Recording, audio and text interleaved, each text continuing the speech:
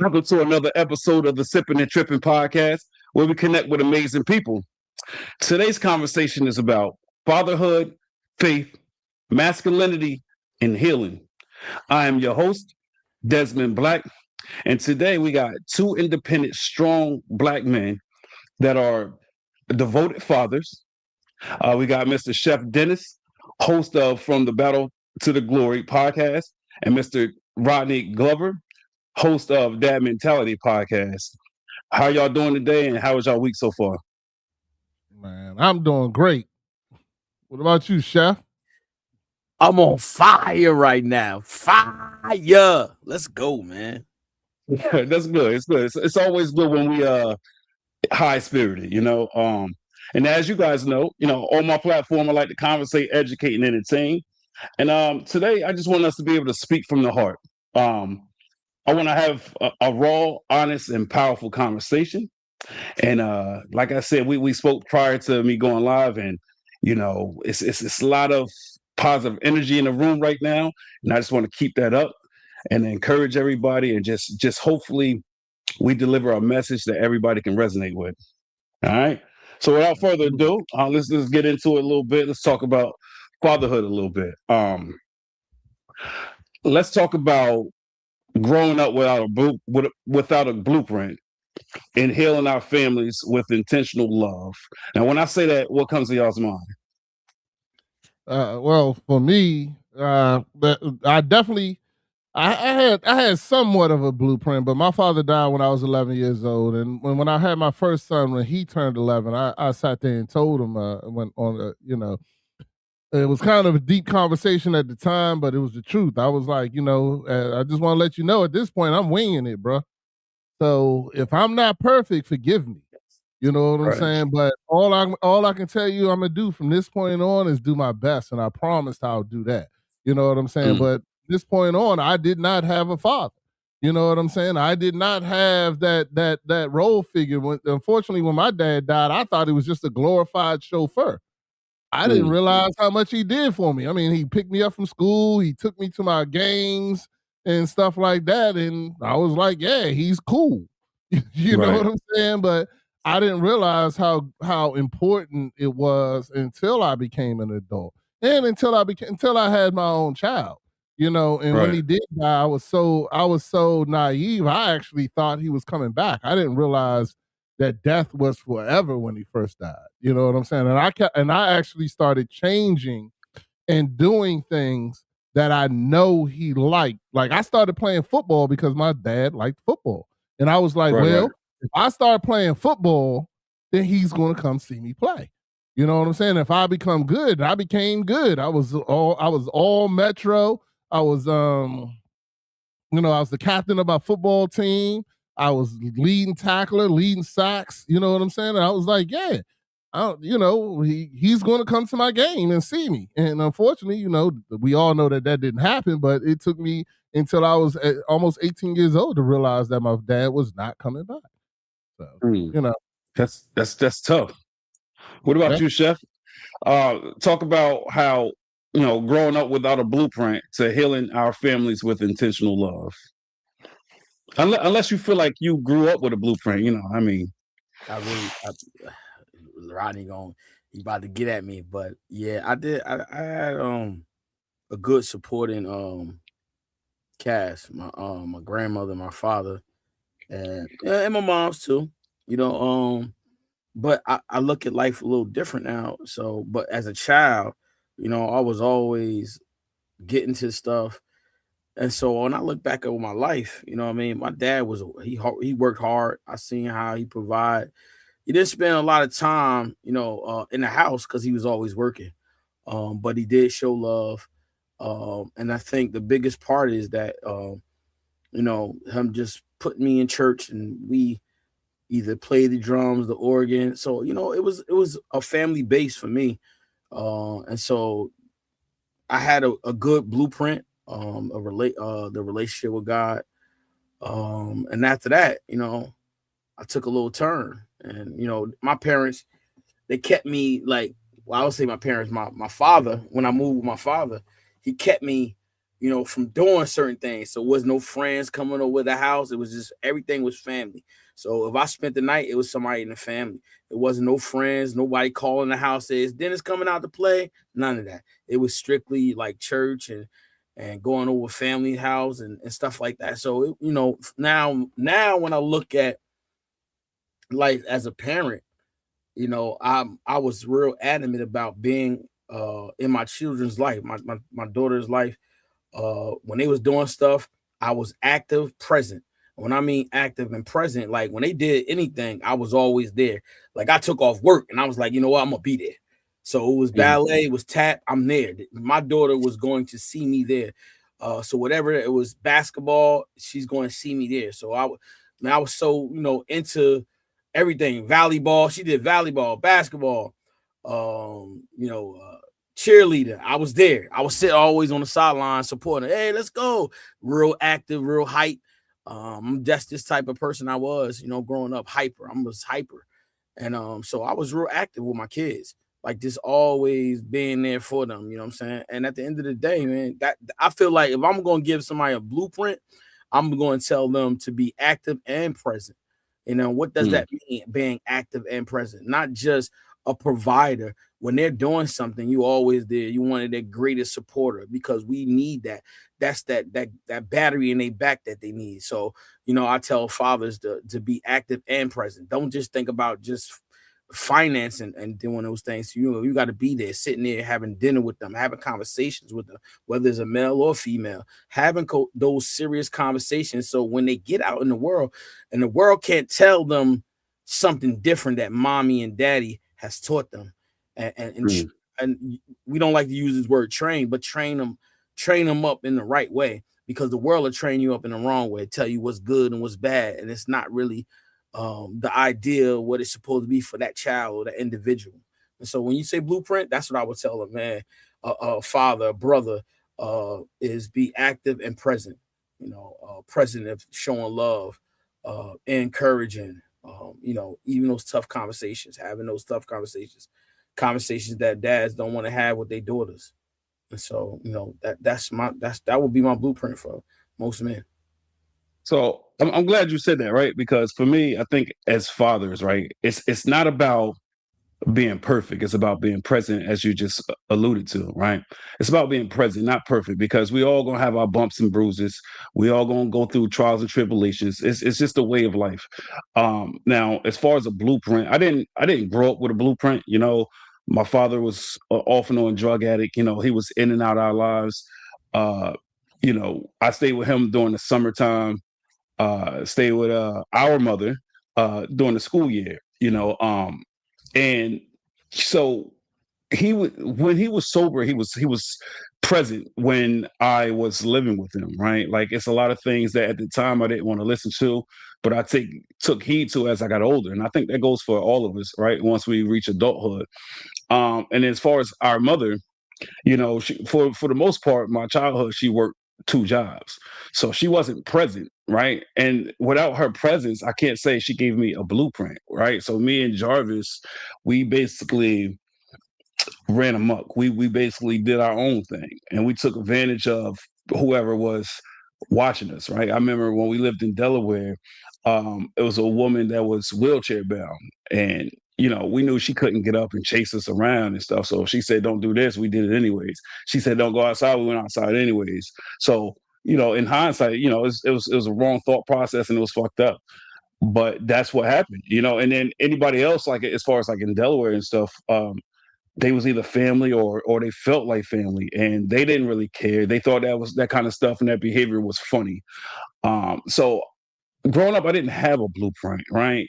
I think once I got into high school, my freshman year, that's when my father tried to implement some kind of blueprint, right? He tried to show us the way, and he did a great job when he was sober. But it's when he wasn't sober, it's when it was dysfunction. And when your parents are not together, that creates chaos anyways, because it's two different parenting styles. Um, but now that I'm older, we talk about that intentional love. I have four kids now, three sons, one daughter, and I try to lead with intentional love. I try to shower them with love, and I try to show them the best way I possibly can. I'm a little rough around the edges, so am I perfect? No, but then again, I said being a parent, being a father, being a man is not about being perfect. It's about being present. So that's what I have to say to that.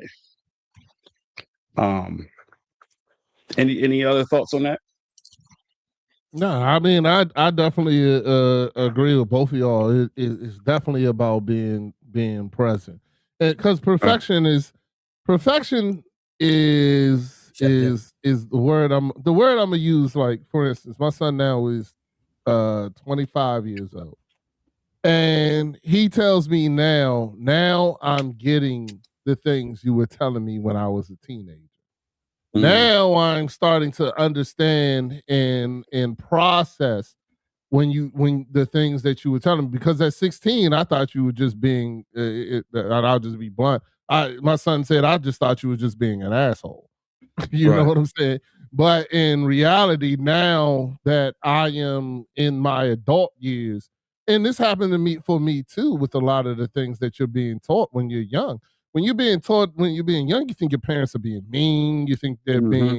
You think they're just doing it just because they can, and all this other kind of stuff. When then when you become an adult, it actually, like, those tools and those things that they put in actually become necessary. You know what I'm Right. saying? They actually become a tool or a reason why you still have your job, because you know why? Because your dad was hard on you. So your boss don't bother you. You know what I'm saying? Like him saying something to you don't bother you at all. Like my dad, for me personally, my son be like, yeah, my dad would have slapped me in the back of my head and dragged me down the hallway half the time. You know what I'm saying? So yeah, so him giving me the feedback doesn't bother me. You know what I'm saying? And even my son talks about the other people in his the my son called me and thanked me one day, because Right. my son started his working career with me. He worked with me. Me and him worked in the kitchen together. You know what I'm saying? And I taught him how to process things, how to work things, how to what you call it. And then when things go wrong, not to panic. You know what I'm saying? I mean, Desmond, I know you a cook and chef calls himself a chef. But when you in that kitchen and Yeah. that ticket machine is not, and you got 15 tickets down the joint. I told him, hey, relax, breathe for a second, look at all the tickets, start working all the things that you can get out right now, make sure your timing is right, stuff like that. And then he's like, now when he's at work and everybody else is panicking, he's still Right. using that process of taking his time, mentally getting everything correct, get it all done, this, that, and the other. I said, because if you sit here and you don't take the time to process it and you make a mistake, then you're going to spend double or triple amount of time trying to fix the mistake. You know what I'm Right. saying? So make sure you process. But my son called me and thanked me for that. You know what I'm saying? Thank me for yelling at him to calm the. You in the kitchen, so I ain't gonna lie. Back then, I'm working on my cursing, so but back then I'd be like, nah, calm down. Like, no, we're not doing that. Relax. Here we go. Okay, Right. these are the first tickets we need to get out.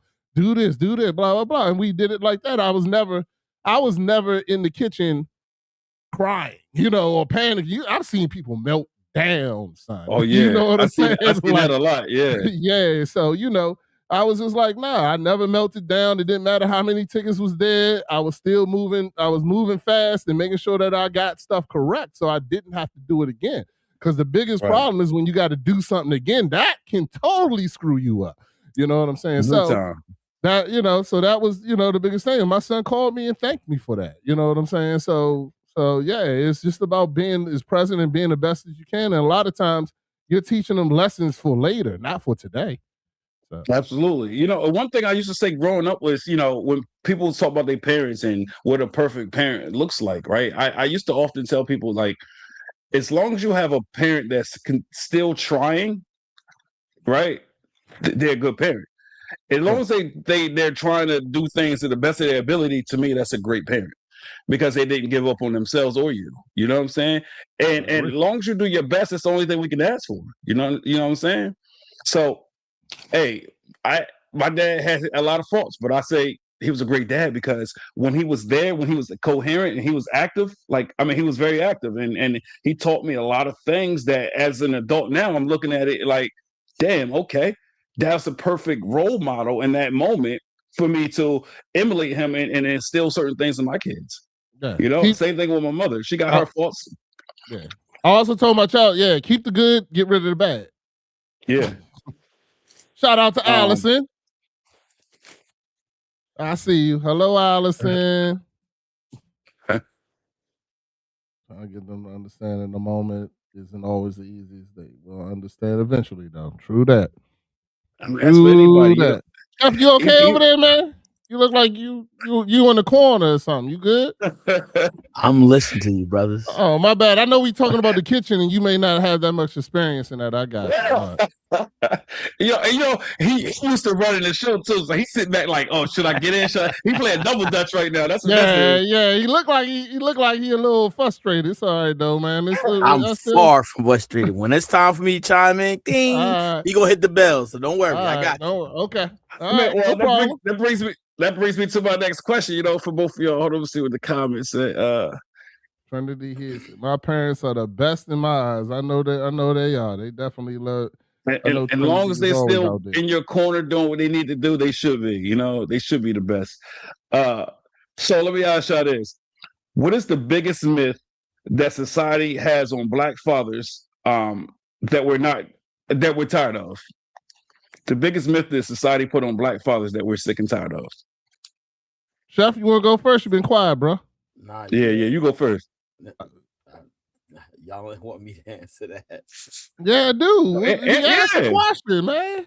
I'm gonna be real. Like, I'm being honest. Like, growing up, I just like social media for me wasn't a big thing. So I really can't say and speak about that because at the end of the day, I had a great father. And so, you know, I didn't have other men around me that said, oh, my father not here. Everybody that I knew and grew up, all the fellas, they had their dad with them. So I really didn't experience that. Like I said, my dad kept me and my brothers, sheltered. So it was always with my uncles or my dad. So I really didn't see that. You know what I'm saying? Even the family that my father married to is that they had their dad growing up. And so that's all I saw was, so I only know family oriented. I know that. So that's why I really can't speak about that. So I really don't know. Now that I'm older, I see small things. I really don't entertain negativity. So I really can't speak on that. And I'm being honest and transparent. Like I really can't because I don't have those conversations. You know what I'm saying? Unless somebody's talking to me about it. Go ahead, D. What I was going to say is, it's not about engaging into the negativity. It's about what you hear as well. Like you live like me and Rodney did. So I'm pretty sure you hear certain myths or stigmas that's put out there on Black fathers, right? I'm not saying you have to engage in conversation or partake in that, but I know you hear certain things, right? Like, so I'm pretty sure it's things you hear that you're sick of.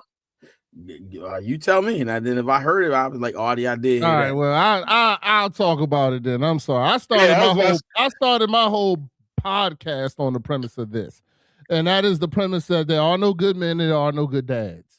You know what I'm saying? And that was mainly in I'm not saying that, I'm being honest here, but you hear from women, there's no good men out there.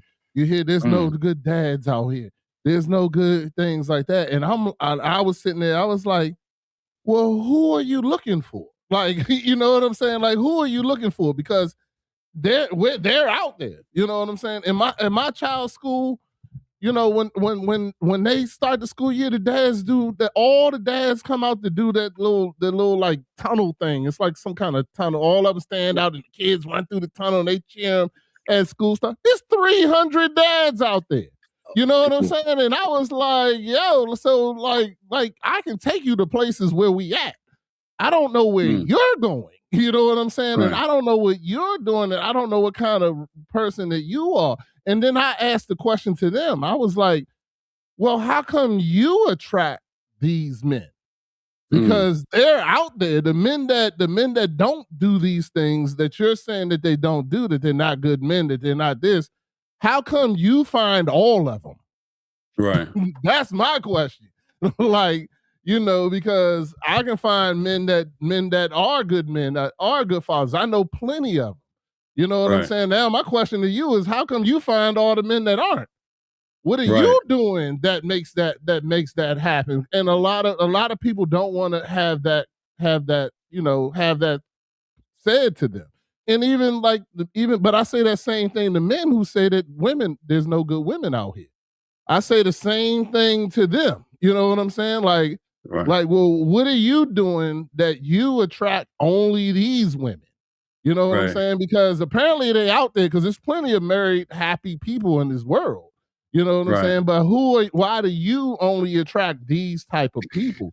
Because a lot of people don't want to look at themselves. The easy excuse is to say, oh, they're not out there. You know what I'm saying? That's the easy excuse to say, oh, it doesn't exist. Oh, this doesn't happen. Oh, well, what kind of environment are you creating that this is the only people that you bring in?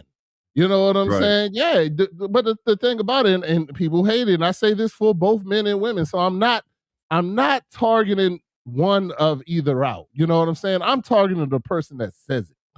You know what I'm saying? So there's men that say there's no good women, and there's women that say there's no good men. You know what I'm saying? I'm targeting that person. Well, how come you don't love yourself to the point that you indulge in these people who don't give you what you say you don't have? You know what I'm saying? Like, because there's a lot of people who don't have that issue. You know what I'm saying? But you want to sit there, and then what happens is a lot of them crowd themselves together. Like, I only know good fathers. I don't know these guys that don't. I know guys that are not with their baby mothers. I know guys who've been through divorce. I know who this, that, and other, and all of them are still good fathers.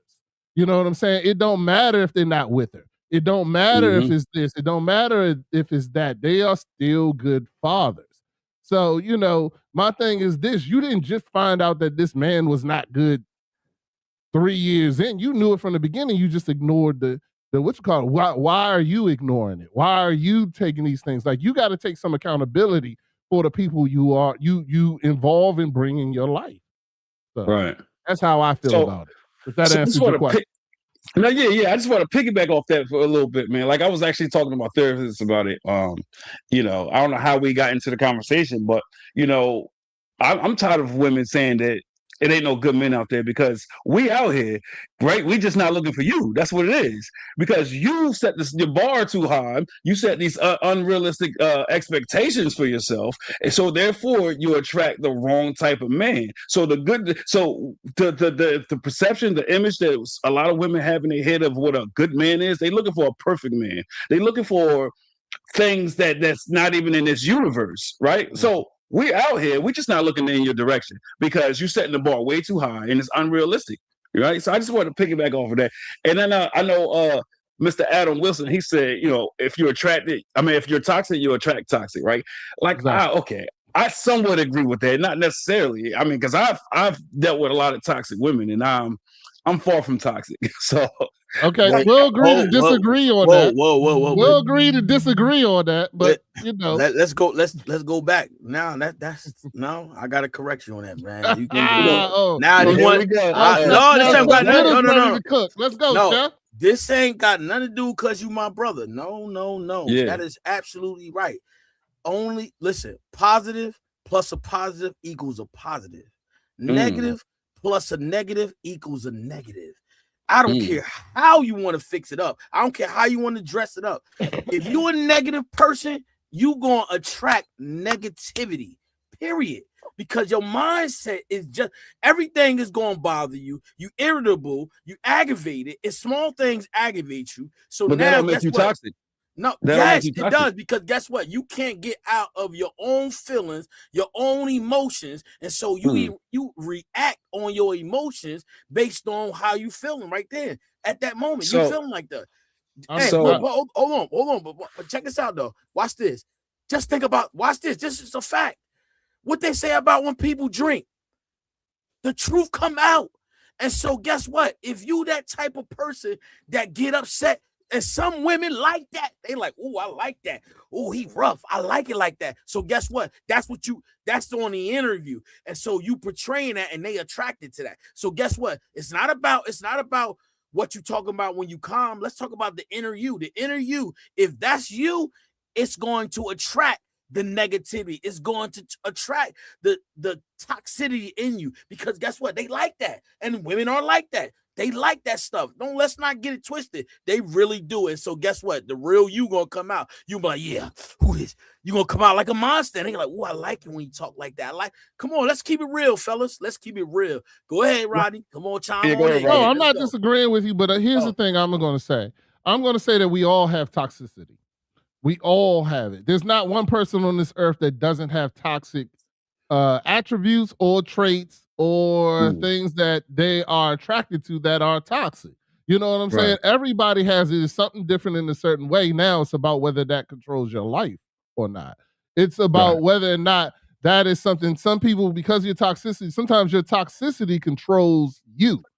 And sometimes you can be toxic. You like everybody has it, but are you in control of what is toxic? You know what I'm saying? Are you in control of that? Are two different things. Hey, give me an example of toxic, Rodney.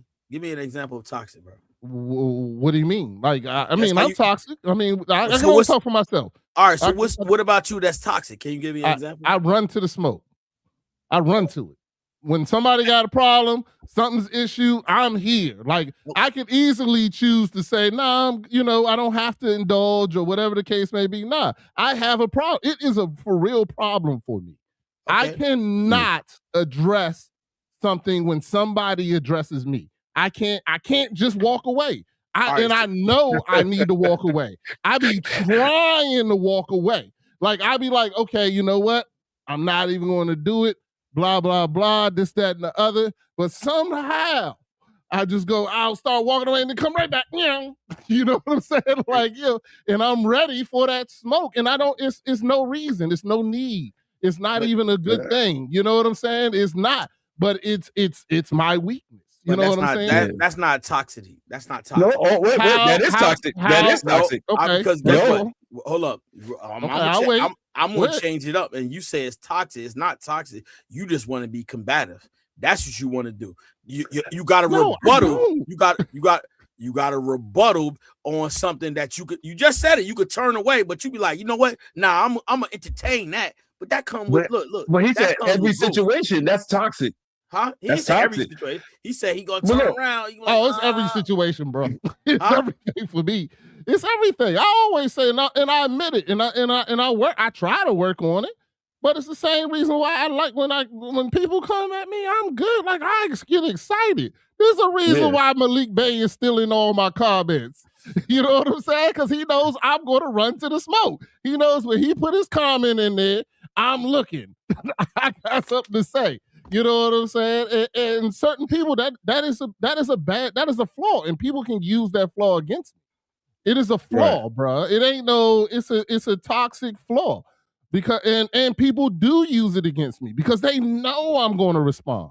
You know what I'm saying? They know it. They take the little pin and they keep plucking. That's all. They want to get under your skin. They want to aggravate you. That's it. Because you saying it out your mouth, and when you say it, guess what? Now they know how to attack you.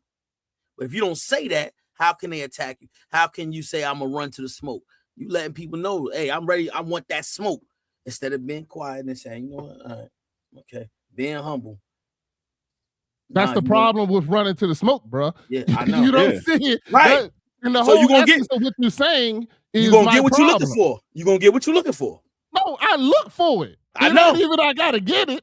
I search it out. So look, you just validating what I'm saying. I don't feel like I was disagreeing with you with what I said.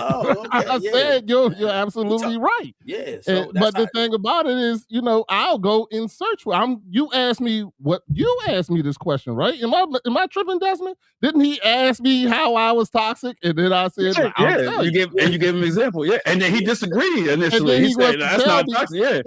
That's toxic. So, that's toxic. But I was about to say, because part of growth and development as an individual is when to get in, when to get out, right? No one know when to stay and when to fold them. You know what I'm saying? So you gotta find that balance, right? You know, you don't have to engage in every conflict and every conversation, right? Like it's part of growth and maturity. You know what I'm saying? So that would be a toxic trait to always, no matter what, be like, oh, I want to smoke. You know what I'm saying? Because that can escalate somewhere else. I'll be in conversations that don't even involve me, and I'll be like, hold up, wait a minute. I'm not gonna let you just say that all willy-nilly like it don't mean nothing. I hop in conversations all the time, you know. It's just like I give people opinions all the time that don't ask me. They ain't asked me for a thing. They ain't asked me for a thing. But I got no problem with giving you my opinion, especially if I know my opinion is right. You know what I'm saying? So, you know, but but the thing about it that makes it toxic is that it runs me. I don't run it. And that's what I'm talking about, toxicity. Toxicity is when you don't run it, it runs you. So you know what I'm saying? Run into the smoke runs you. Yeah. I'm getting better at it. Okay. But yes, it does. It runs you, controls you.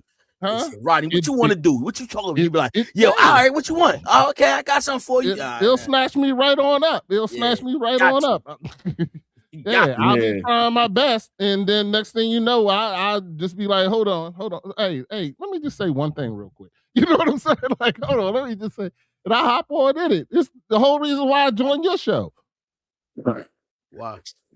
Because I'm just joking, bro. I don't know. I didn't even know what to go with it. I was just trying to get some smoke out of you. See how you didn't engage? That would be my problem. Yeah, I do. Yeah. I think if he heard you, I heard him. Look, hey Rodney, I'm that eagle, you that crow. Oh my God. There you go. You see that? Now he tried to do. Yeah. You see that? I'm good.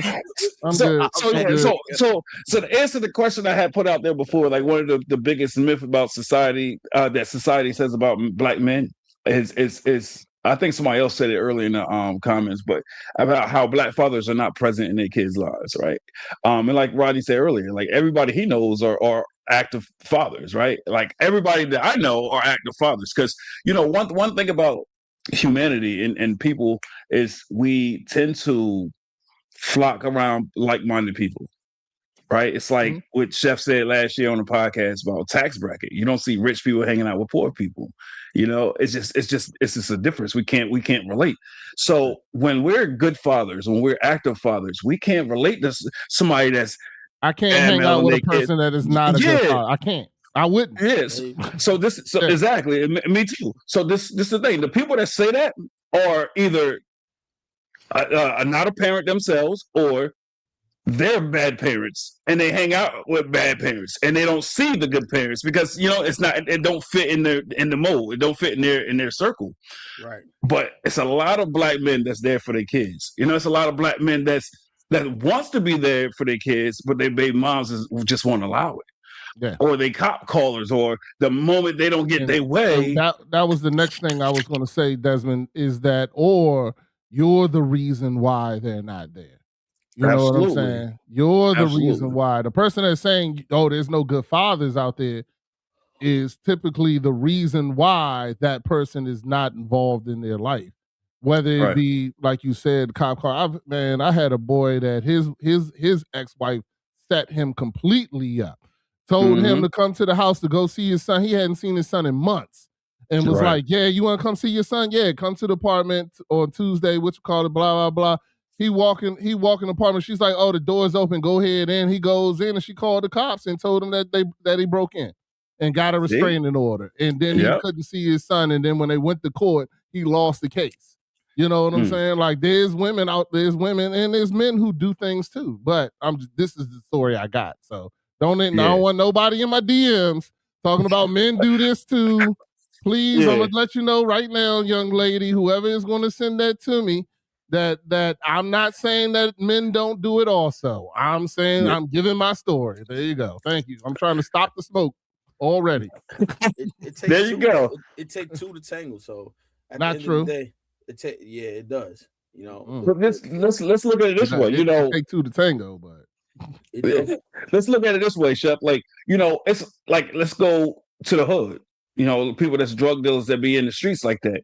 they're there for their kids, and they get that acknowledgement from their kids' mom and their family that, oh yeah, they there for the kids until they get back. Then they get back and they locked up, and now they saying they're a deadbeat. How that make sense? You wasn't saying that when you was accepting that drug money, right? When the kids had everything they can ask for and then some. You wasn't saying it then. You gonna say it when he get back. So that goes back to what you were saying about being toxic, right? You attracted to that fast lifestyle until it's not going your way, and then all of a sudden now you want to play the victim. Now you want to point the finger. You want to project, right? And that's not fair. So it's a lot of things in life people just don't take in consideration, and and it's just getting harder. Like now, everybody's like robots and stuff. Nobody thinks no more. There's no more critical thinking in life anymore. So it's crazy. It's a lot of black men that's there for their kids, man. So that's one thing that I'm so sick and tired of hearing. You know what I'm saying? So, now sticking with that a little bit, why do you think society try to separate men and women in black communities?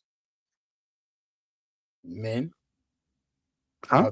So why do you think men are the key and supposed to be the foundation of the relationship, of the marriage?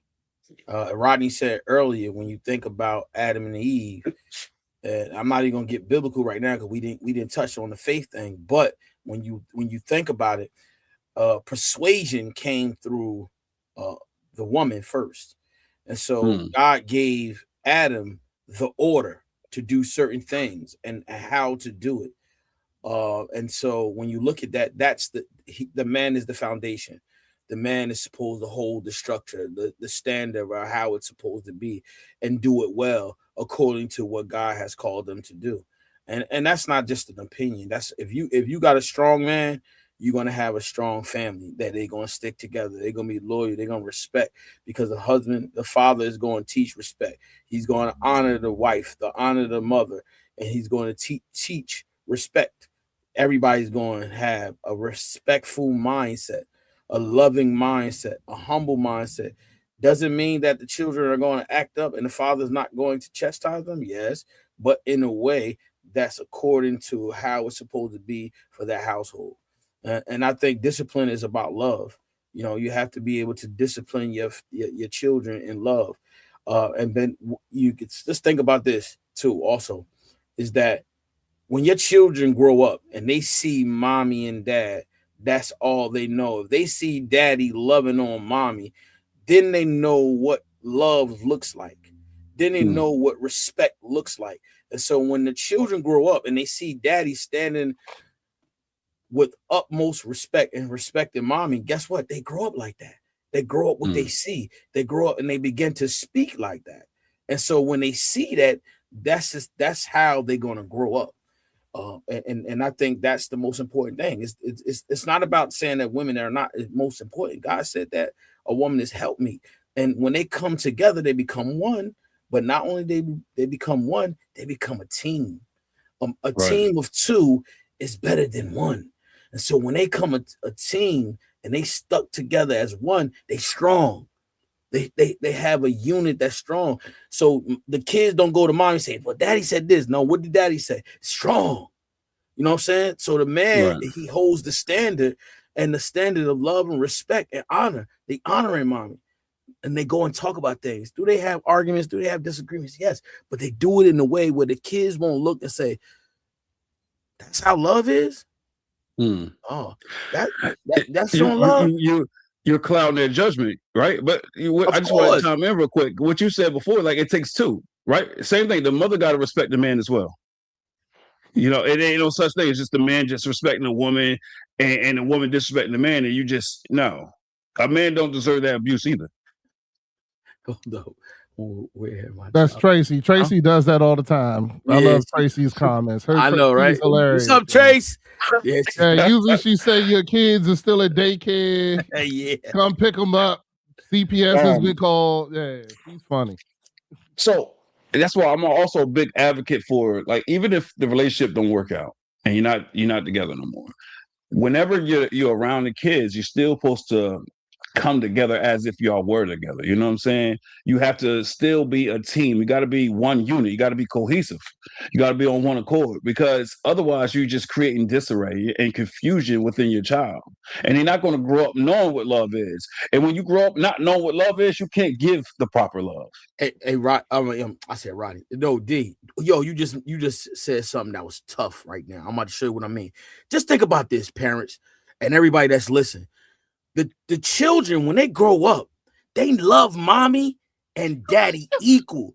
There is no difference. I'm talking about when they children, they love mommy. But now, guess what?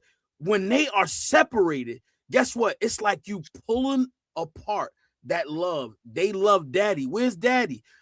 If mommy the same thing, where's mommy? It's a part of them that's pulled away. And trust me, it affects them mentally, physically, because all they know is mommy and daddy, and they see a love that they have for mommy. They see a love that they have for daddy. And so parents, when you say, oh, I can't deal with this, never take your child away from the dad or the mom, because at the end of it, regardless of how you may feel, it's important that they have both of you. You got to learn how to share that love, because guess what? When they grow up, guess what? If you don't want them to not have this loving, kind heart, guess what? You got to do that. You got to work that together. And then you said that, and that's what that. If you think about it, I was like that. You know what I'm saying? I was like that. So I'm speaking from experience. When my mom and my dad separated, bruh, it was like, yo, what's going on? They separated. So I'm like, yo, I put my dad on the pedestal. I constantly love my mother because my mom was always there for me. But at the end of the day, yo, my dad was on the pedestal. I put him on the pedestal. You know what I'm saying? And I wasn't there. I was with moms. I was with my mother for a while. But my mother, she was she always cared no matter what. She always kept us together. She always kept us, you know what I'm saying, under the same love. Even though I felt like she didn't love me like she loved the rest of them. But I grew out of that, you know what I'm saying? But at the end of the day, let me get back to what I'm saying. It's about how the children look at mom and dad. They love them equal. They're not taught unless you start saying, well, daddy ain't this. He ain't coming. And now what you do, you build up resentment. And so, but when they grow up, they only love mom and dad and they love you. That's it. And so it's important to be together. It's important to, like you said, co-parent. Nowadays, these parents don't know how to co-parent. Co-parent is important.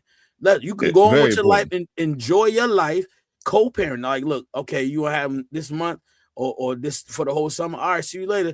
And the man got to man up and say, all right, I got him for the summer, and you got to stick it out no matter what. Whatever come up, don't call mommy. You got to stand up and do the things that she do for the 8 months. I just want to add, like, when we say the word co-parent don't mean the relationship is over and you're not together. Because when you're together, when you're physically together with your significant other, that's still co-parenting, right? Co just means two. Like you so it's still co-parenting. So you still gotta co-parent in healthy relationships, and you just gotta find that balance. It's like, to add what you were saying, it's like, if you have a car accident or something, or and you lose a limb, like a leg or arm, and you try to operate, it's not the same. And that's how it is with the kids. They need both limbs. You got 2 arms, 2 feet, 2 eyes, right? It's 2. So you got two sets of parents. You got the mother and your father. So you got to think about it that way. Try to drive a car and play sports with just one arm or something. Right. And it's the same thing with kids when you separate that household. That's why I'm against broken homes. Right. I'm all for keeping it together as much as possible. Now, if it's not going to work, it's just not going to work. But so all good. So, I mean, for me, like, the easiest way to disturb the distribution of Black wealth from generation to generation is to eliminate the nuclear family. Right. Y'all agree with that? I agree with that. I agree with the fact that if you want to hold anybody down, it's the best thing. It's the best way to do it, no matter who it is. So to answer your question, I had 2 answers: one biblically and one just the government and what has been done. That setup has been plagued and done in the Black society for now almost for centuries. You know what I'm saying? When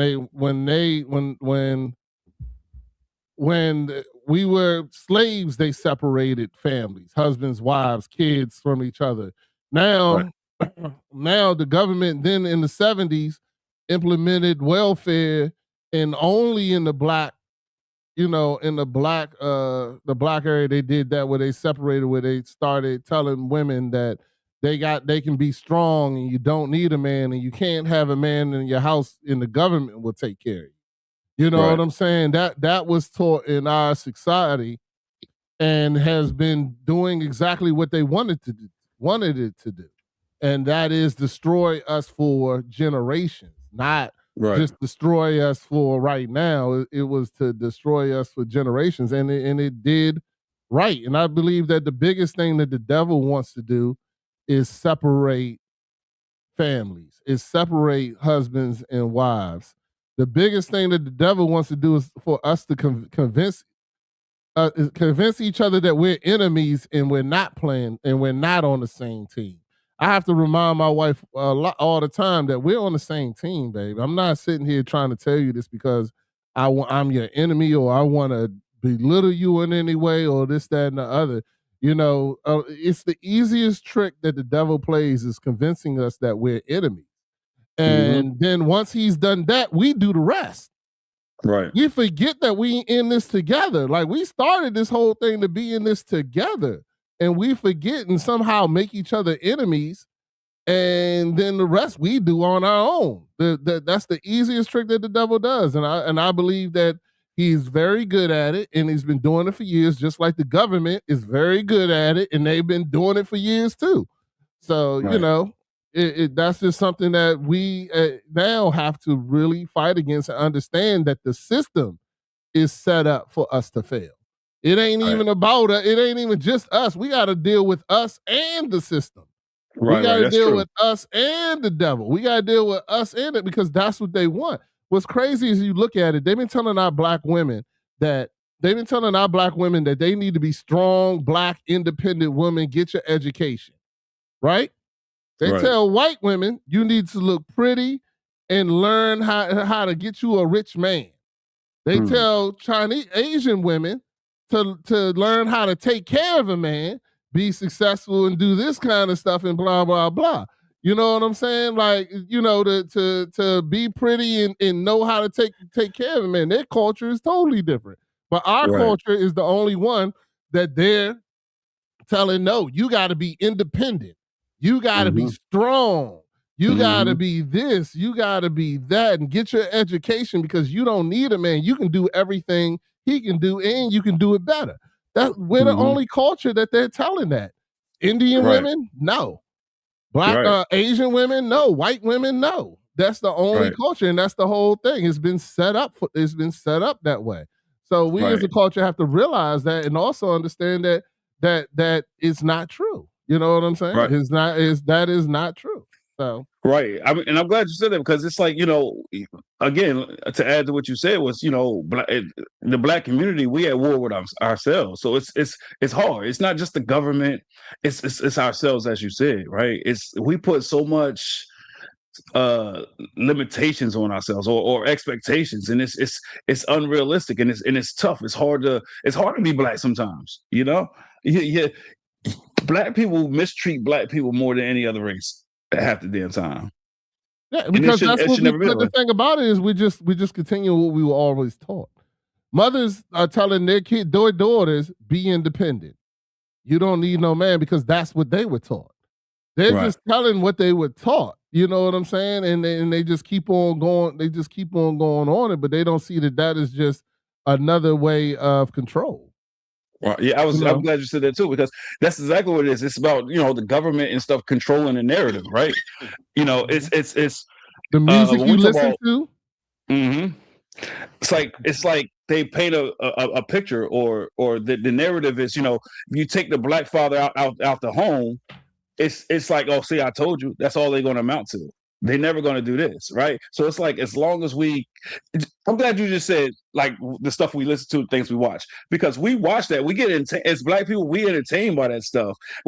Our black comedians, we make jokes about the black community instead of uplifting each other. And I'm not saying it's something wrong with it, but we laugh about it and we make it normal, right? We make it acceptable, right? And even in the Black culture, we say these things. All these stigmas about Black people, we go out in the world, we say the same thing. You know what I'm saying?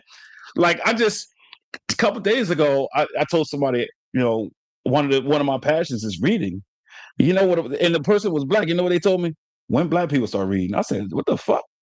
That to me was crazy, bro. I'm serious. Black people read, but they said it was a joke. But it's like, nah. Somewhere in your mind, it's embedded because you done heard that. Mm-hmm. I read all the time. Somebody told me I was a nerd for reading. I said, "That's crazy."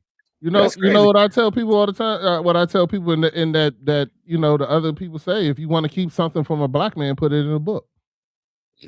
See, exactly, and that's what we're used to hearing things like that. And like the more you hear things growing up, sometimes you start to believe it, right? And if somebody says I was a nerd, I'm like, I'm far from it. But if that's how you feel, then so be it. You can be stuck in the middle all you want to. I'm about What's prospering wrong with being and a nerd? thriving. I mean, nothing, but I ain't no nerd.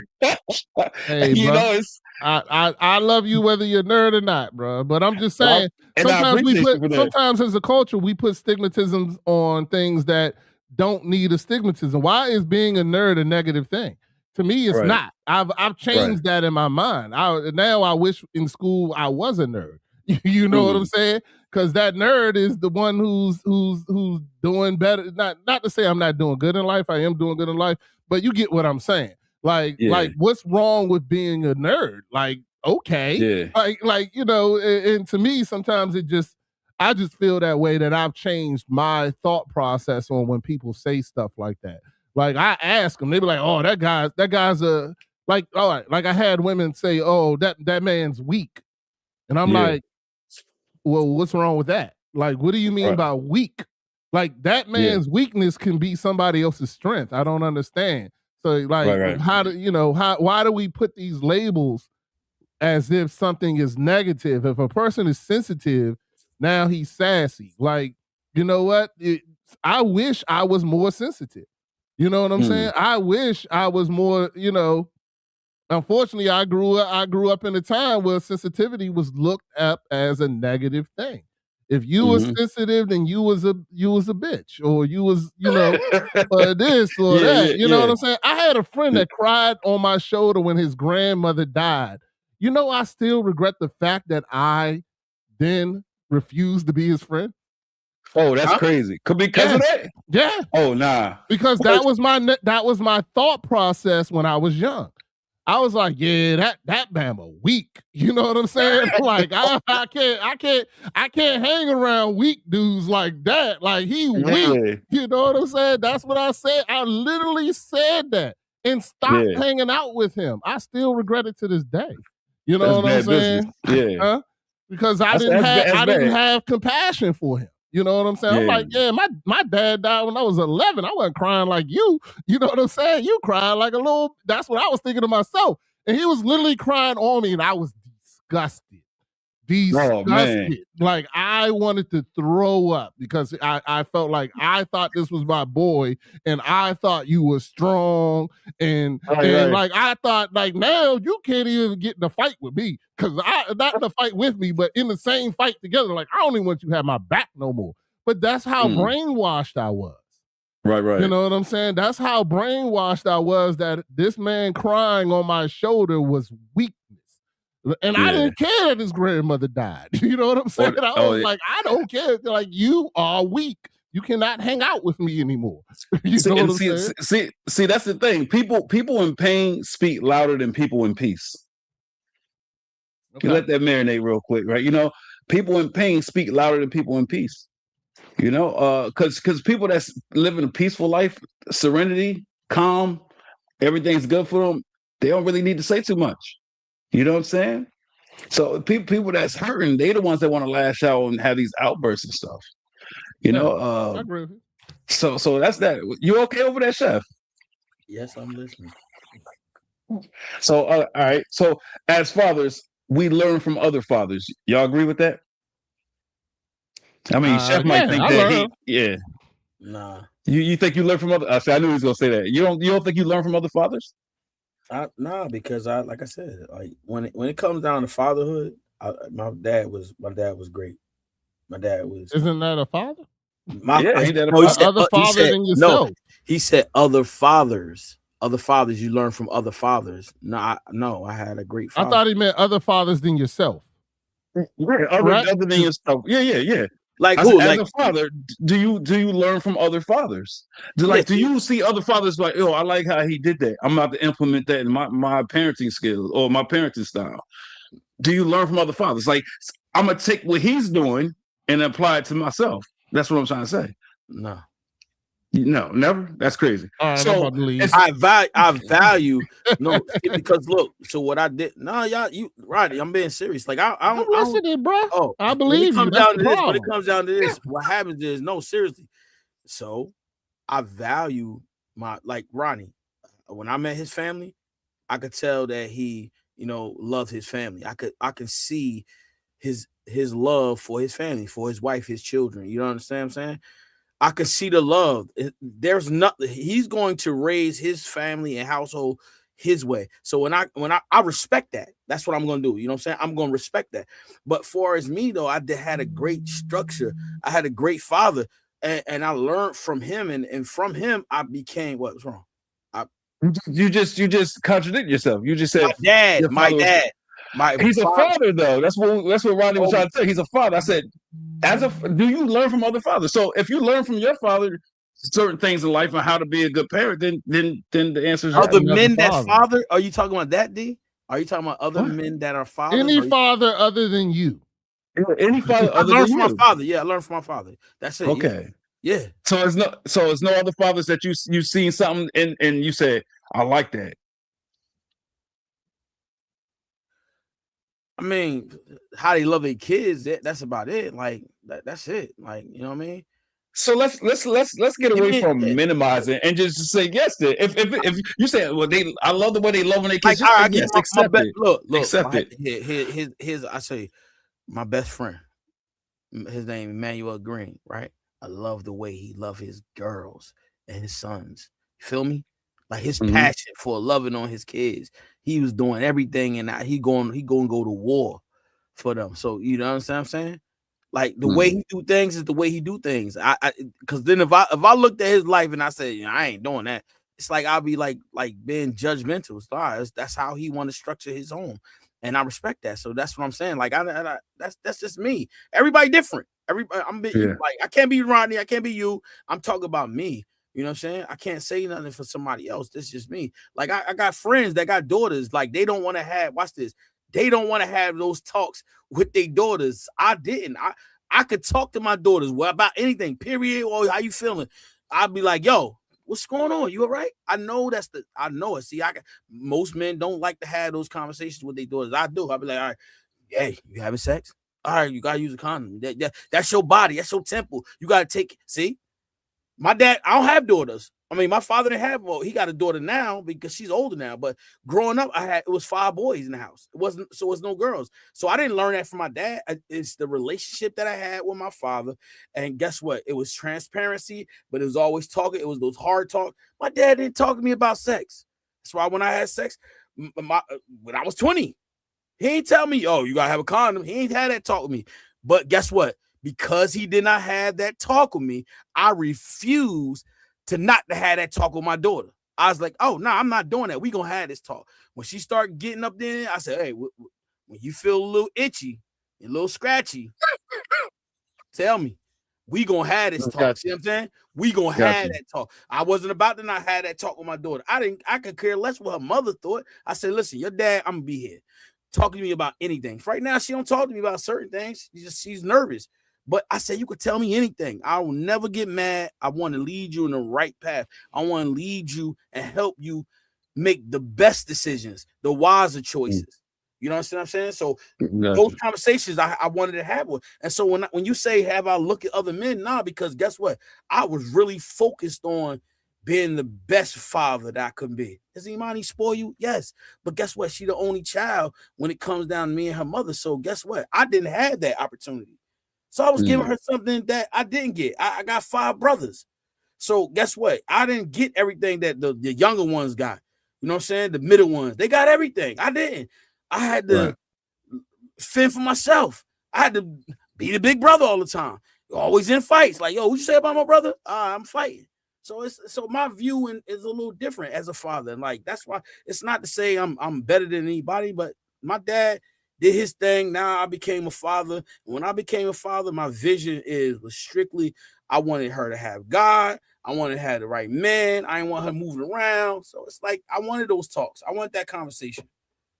Like Rodney said, I want that smoke one. Don't point me out, because I was getting ready to play the world's smallest violin just a minute ago. It was like I didn't have nothing. My younger brothers did, but I didn't have nothing. But it made, hey Rodney, that made me. Okay. It made me stronger though. It made me resilient. That's when you had everything. No. Oh, okay. Hell no. Hey, look. I'm gonna tell you right now. He said no, right? Listen. I don't want to start no argument. Keep it on. No, it's an argument. Keep it on the thing. Keep it on the thing. My bad. My bad. My bad. You're right. He was smaller. He got had everything. You had I didn't get them Jordans. Him and my brother, my baby brothers, they all got Jordans. You know what I got? Oh, I never had a pair of Jordans my whole life. I never had stop. No, I never had Jordans my whole life. I had red and white. No. I had Bobos and cowboy boots growing up, bro. Yeah. I would tell is the favorite. Yeah. No, I ain't. I'm shit. Listen, I'm bottom of the barrel. That's how you when you. All right. It ain't a competition. I get it. I get it. Let's go back. My bad. I was just saying that Chef Dennis had it so tough. Woe is him. Yeah, nah. He's delusional a little bit, but at the end. At the end of the day, let's go. At the end of the day, we got to look at things that's going to make us better fathers, right? I think we can all agree to that. Now, my next question is this: do you think that you try to give more to your kids, or be better for your kids than your parents were for you, or not parents, your father was for you? Oh, for sure. Yeah, for me, yes. There wasn't. Look, Esther be like, you spoil Imani. Imani, look, when I was going through my little divorce, there wasn't a pair of sneakers. Now that was wrong of me, because I I shouldn't have did it like that. But yeah, there was no sneakers, there was no jewelry she couldn't get. I was getting everything for her, because I wanted those things as a kid. I didn't get it. So my daughter, I wasn't able to get it for Jalen. But Imani, she got everything. Every name brand sneaker. It was nothing, no money I wasn't spending on her. I'm keeping it real. But hey, watch this. I'm taking accountability, because you know what? That was the wrong thing to do, because I didn't teach her and focus on finance and teach her how to save money so she could get the things that she wants. And so right now, it's tough teaching her that now. I'm teaching her that now. Like, yo, you got to save your money. You know what I'm saying? She come to me for everything. And I'm okay with that. God's blessed me to be able to do those things. And so, but at the end of the day, see, look, I'm taking responsibility on the things I didn't do that could have been better. And that's teaching her how to save and budget her money. See, I was just spending. Yeah. So I didn't focus on budget. I focused on being present and buying her things that she wants, but didn't focus on teaching her how to budget her money so she could have money for the rainy days. See, I ain't do that. That was something that I look at now in my life. I didn't do, and I'm doing it now. And she's over. Maybe if you had looked at other fathers, you would have learned that. I love it. Hey, I learned from my dad. Work hard, play hard. I'm just saying. I ain't get to answer that question. I learned from other fathers. I wanted to say that too. I learned from other fathers. I don't know what he's talking about. I knew I wasn't perfect, so I was trying to get as much advice. Much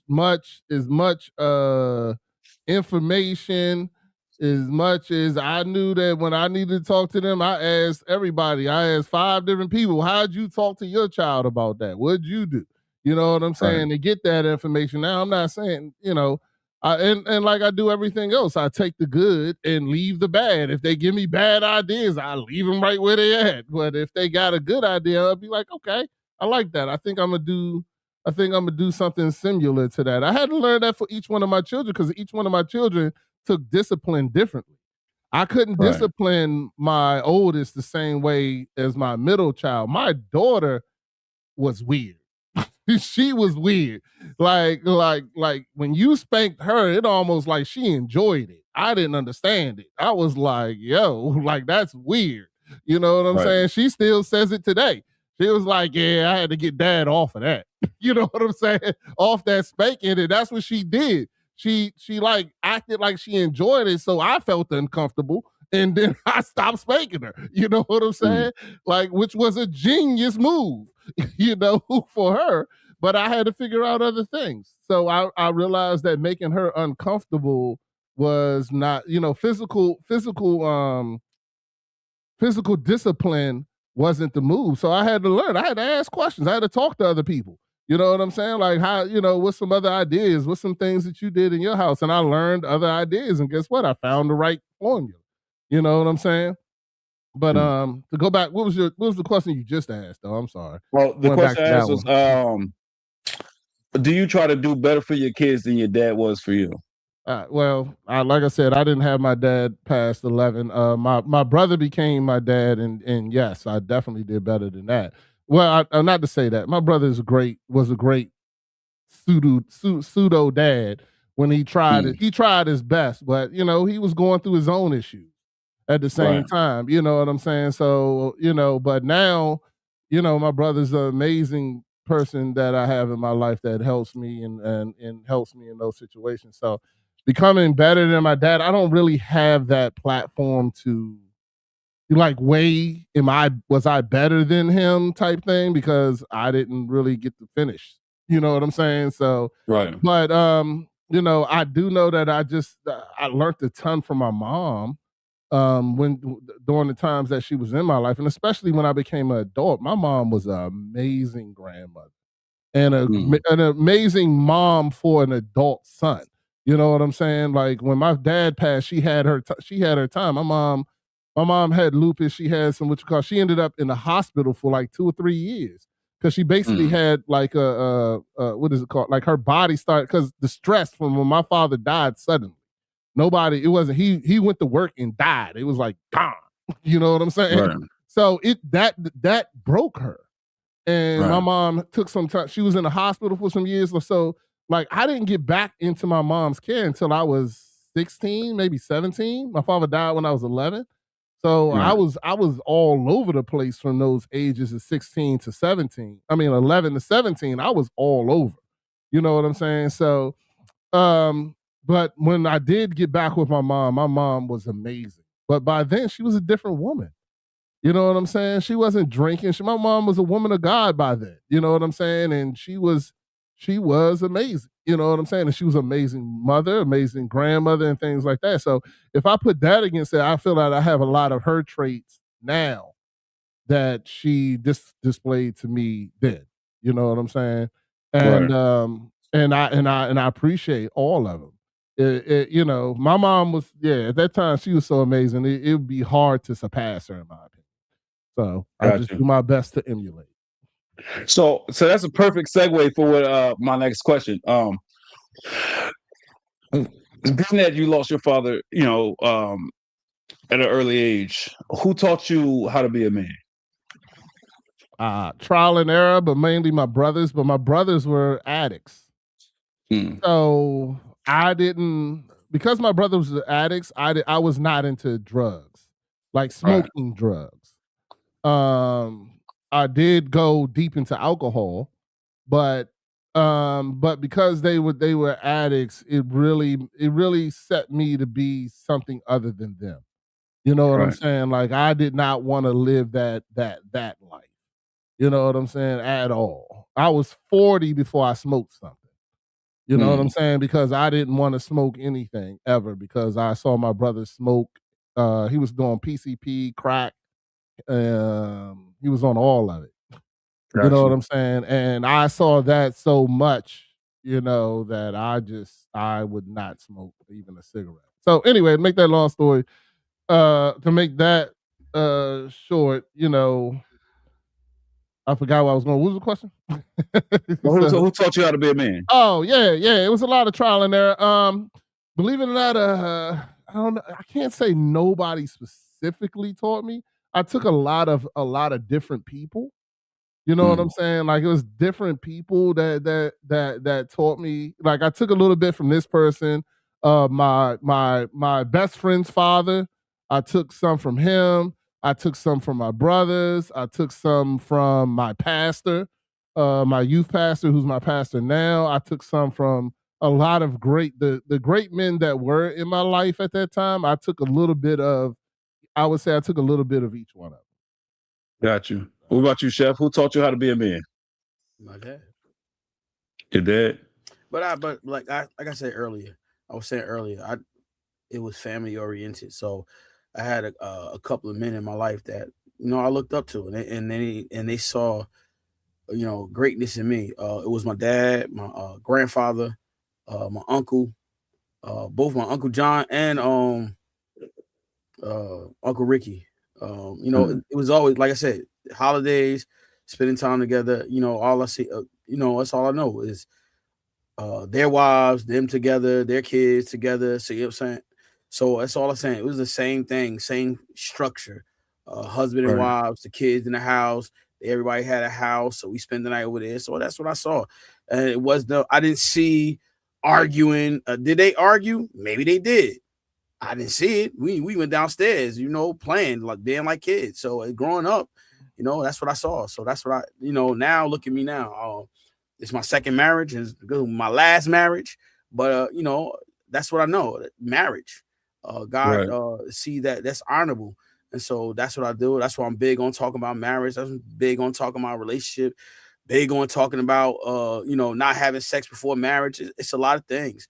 You know what I'm saying? So when I look at the structure, that's the structure that I'm going to tell people about and how to navigate in your relationship or your marriage, going into a marriage. You know what I'm saying? So that's what when you talk about being a man, yeah, I had great role models. They were great role models for real. Like I'm the man I am today because of all of them. Right. And I seen they made it. They didn't say it, but they saw greatness in me. And I already knew, growing up, I had a call in my life. It was like I walked into it, you know what I'm saying? And I really did. Like now, I was talking to Rodney the other day, man. Let me tell you something. My dreams, and I'm not just saying this, I'm serious. All the dreams that I had for myself, like, I love being a chef, but now that's fading away. I want to do what God has called me to do. Like I want more broken people to come to Christ. And I'm not just saying that, I'm being serious. Like I do. I got a heart for that. That, if I never become, this greatest chef, I don't care anymore. I mean that. Like I'm saying this on the platform here. I say this on my platform. I really don't care anymore because the world we live in right now is broken. And if God's going to use me, I'm going to be the vessel that God used to help people to come to Christ. I would love to. I'm going to do that. I say about to be a pastor to do that either. You know what I'm saying? Going out there, doing missionary work, doing evangelist work, and just doing that, just seeing people come to Christ. You know what I mean? That's my big thing. I wanted a food truck, I wanted a restaurant, but now I'm being honest. Like my heart different now. Like it's I'm different. glad you gave up on it. It's you would have never like, been the best chef. So. Okay, I'll take that.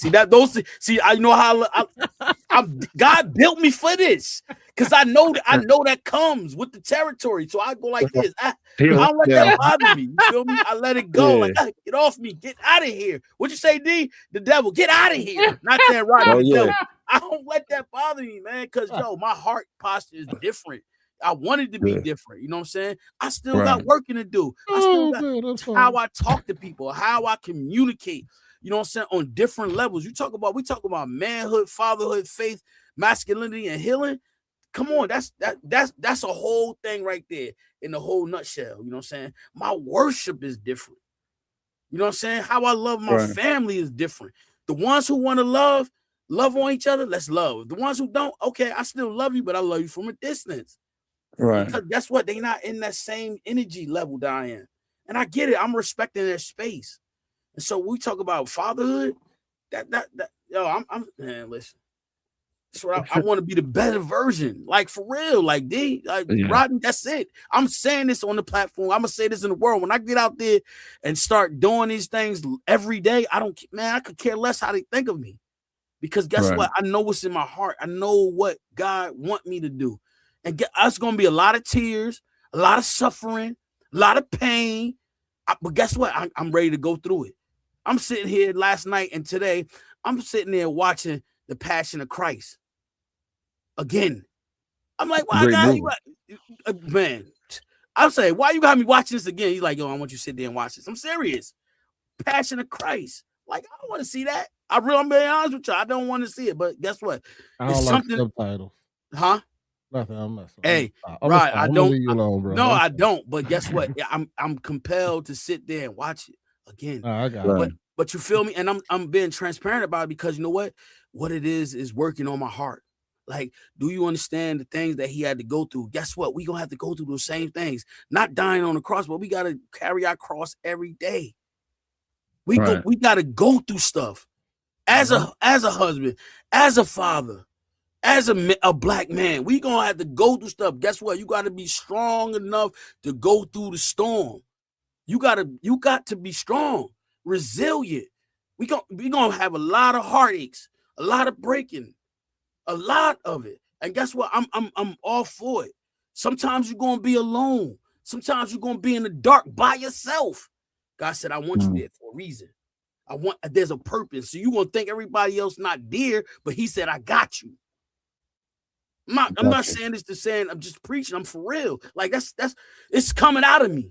Like I stepped back for some years, just chilling, just not saying anything. I wasn't even doing 3 years into the podcast. I wasn't doing nothing because my heart had got hardened. I was like, man, God, man, he ain't doing what he's supposed to do for me. But now my voice is back. Like my energy is back. My zeal is back. Like that's what it is. It's not gonna be no like, oh no, he don't know what he talk about. Guess what? Okay, you don't want to listen? That's cool. But guess what? Right. My heart says, I want you to receive something from God, not from me. Not my voice, his voice. But let me go ahead and sit down. Let me sit back. See, Rodney, this is how I was chilling, man.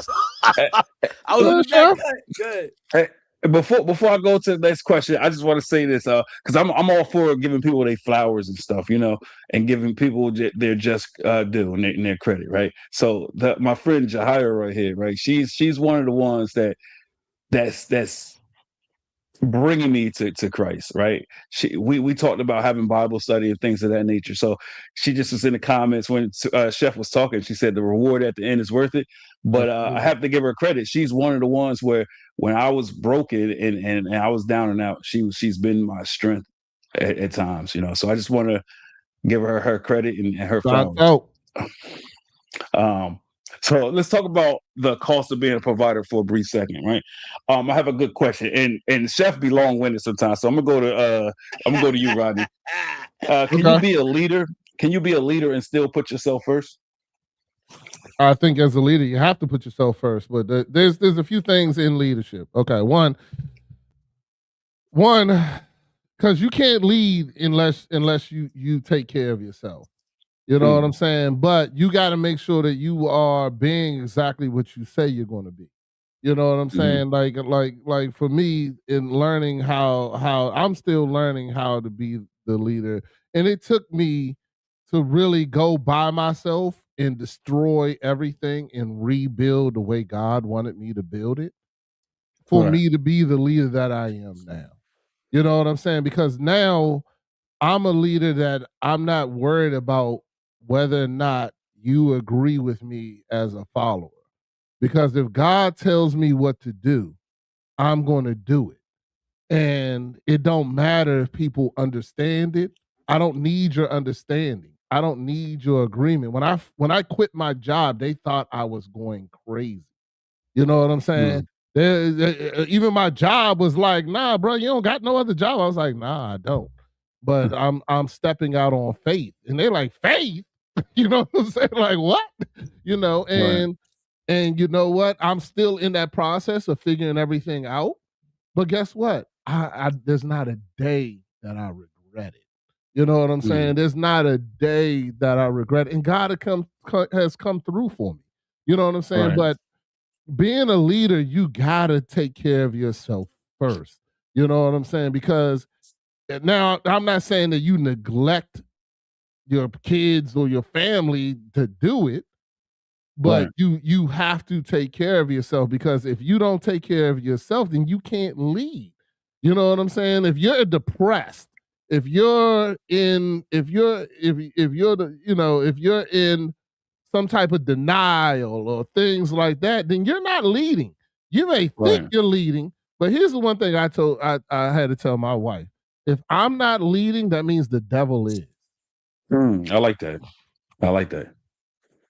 Because if I'm not the leader of this household, it don't matter about anything else after that. The devil is leading. You know what I'm saying? So if my wife says, "Oh, well, I'm the leader of this household," and to be honest, you're not. The devil's leading you. Because if I'm not the leader, then that, because that's the way it's written. That's the way it is. That's the way it's supposed to be. It's God, me, you, and then so on. You know what I'm saying? So if I'm not the leader, you're not the leader of this household, then the devil's the leader. It's that simple. And a lot of people don't want to say that because they feel like, and a lot of men allow, and I'm gonna say this, and I know, please don't go on my DMs, ladies. Okay. But a lot of women feel, well, I can be just as good as you. Okay. I'm not saying you can't. You know what I'm saying? I'm not saying you can't, but that's not the right way. That's not how it's supposed to be done. And if I'm doing it right, then it's right. It's simple. You know what I'm saying? It don't matter what you think. You know what I'm saying? Like for instance, if I know that I'm taking my son to youth group and you tell me he gotta do something else, then yeah, like I'm not gonna argue with you. Now we going to youth group. I don't care about none of that stuff you talking about because God ain't gonna tell me not to take him. You know what I'm saying? Like I'm doing something to better him. I'm doing something to better this. In my opinion, nothing else goes before that. You know what I'm saying? Nothing else goes before that. Me leading my son into to Christ and the things that I'm doing with him. Nothing else goes before that. You know what I'm saying? And so you can't convince me of anything else, or anybody else can't convince me of anything else. Because there's people that'll look at your household and try to judge. You know what I'm saying? But I don't care about none of them. I don't care about that. I don't care about no other voices but God. And when you get that strength and you get that full, but it took me literally getting to myself in creating a space where I hear God clearly. You know what I'm saying? Where I don't hear all the other voices. I don't hear the voices of the government, the voices of even my wife. I hear God's voice. Now, if God and my wife are agreement, then cool. It's all, we move on together. She can take the credit. I don't care. You know what I'm saying? Like credit don't mean nothing to me. As long as I know I'm doing what God is asking me to do, then I know I'm the leader that I'm supposed to be. No matter what anybody else thinks, says, looks at, doesn't even matter. I'm doing what God told me to do. So there you go. Gotcha. What about you, Chef? Can you still be a leader and put yourself first? Well, first, your provision comes from God, and so wisdom, you definitely will be first because God is going to talk to you first and tell you where to go and how to move, and so the direction comes from God first through you. And so if you are a man of faith, your direction is definitely going to go through you. So you're going to go back to your family and tell the direction to your family, which way we're going to go, how we going to live, how we going to provide, how are you going to provide for the family. So your provision comes from God. So you have to be first, like Rodney says. First is God, then it's you, then it's your wife. And so your provision definitely comes from God. And with the provision, you are the leader. So you are the one who sets the tempo of how things are supposed to go. And you have to be first of all, a leader is most likely by itself when he's speaking to God. And so because that's where your wisdom comes from, that's where your provision comes from God. So you will have to be able to have a closeness with God. That's the relationship part. Rodney always talks about it's the relationship. So your relationship with God comes through you. That is your wisdom. That is your knowledge. And with that, it comes from you first. And so leading you as the leader, as the king of your home, God speaks to you and he orders your steps. He's your mouthpiece. And so and that's if you are following Christ. That's if you are strong in your faith. That's the relationship part, because it comes from the heaven and it comes to you. And so your wife and your children are behind you. You are the covering of your family. And so being that you are the covering, guess what? God holds you at a greater standard than your wife. Greater. So you have to fall in line the way God tells you. So like we all say trial and error. We all say trials and tribulation. We all say that. Yes, we go through that. And so that's why you want your provision to come from God. And that's where your relationship has to be strong. You have to build that up first with you. So you and your relationship with God has to be built up. It has to be stronger so you can really hear the audible voice of God speaking to you and telling you what to do and how you're supposed to lead your family. Because we make mistakes as humans. We're going to make mistakes. It's inevitable for us not to make mistakes. And so when we make those mistakes, that's because we're not listening to God. We're not listening to his voice. We're saying, you know what, I'm going to do it myself. And God said, okay, I got the way for you. I got the lineup for you. I got everything you need. But we say, nah, I'm going to do it my way. And when you say you do it your way, you go make a mess of it. And God said, hey. He don't even say, I told you. He just go, okay, here's the way. God never told Eve not to eat from the fruit. That's it. Told Adam. God never told Eve. Gotcha. No. So no, Rodney. Nah, I'm thinking I ain't going there. No, go ahead. Go ahead. I know this. No, come on. What you about to say? Rodney, no. He did tell Eve, but what happened was listen. Go ahead. What he did was he told Adam first. He told them not to eat from the forbidden fruit, but he told Adam first. Yes. You read it again. Yeah, I'm positive. Not going. All right, we're not gonna go into that because this is not the session for that. But I'm positive. I got okay. I got you. Read it again. A lot of people make that mistake. The problem is a lot of people do make that mistake. A lot of people make the mistake to think that God told Eve. He never told Eve. Adam told Eve what God said. He never, because you got to remember, Adam was there with the fruit before Eve. He told Adam. And then Adam told Eve. He didn't tell Eve, because even when the serpent came to her, he questioned that, did you hear God tell you this? He questioned that. That's how he got deceptive. That's how he got into it. He was like, so, and then he changed it, because it wasn't that, because God said not to eat from fruit. I can't remember, but he changed the wording of what Adam even told her. And I'll refresh it later, because he said, did Adam tell you would die? Truly, you will not die from eating the fruit. And he never said that. So, but anyway, we can talk about that later. I'm sorry. I just wanted to make sure I'm 100% positive on it. Trust me. I've done enough Bible study on that one. Yeah, we definitely can touch on that at a later time, because Sunday a big day for me, and for the viewers that don't know what I'm talking about, man. I said I would never step foot in the church. And this Sunday, I am going to Chef Dennis, which is my older brother. I'm going to his church Sunday morning, and and we'll see what happens.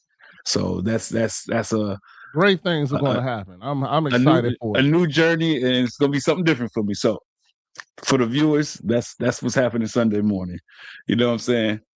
So let me ask you this: is the primary role of a father to be the breadwinner, or an equally involved caregiver?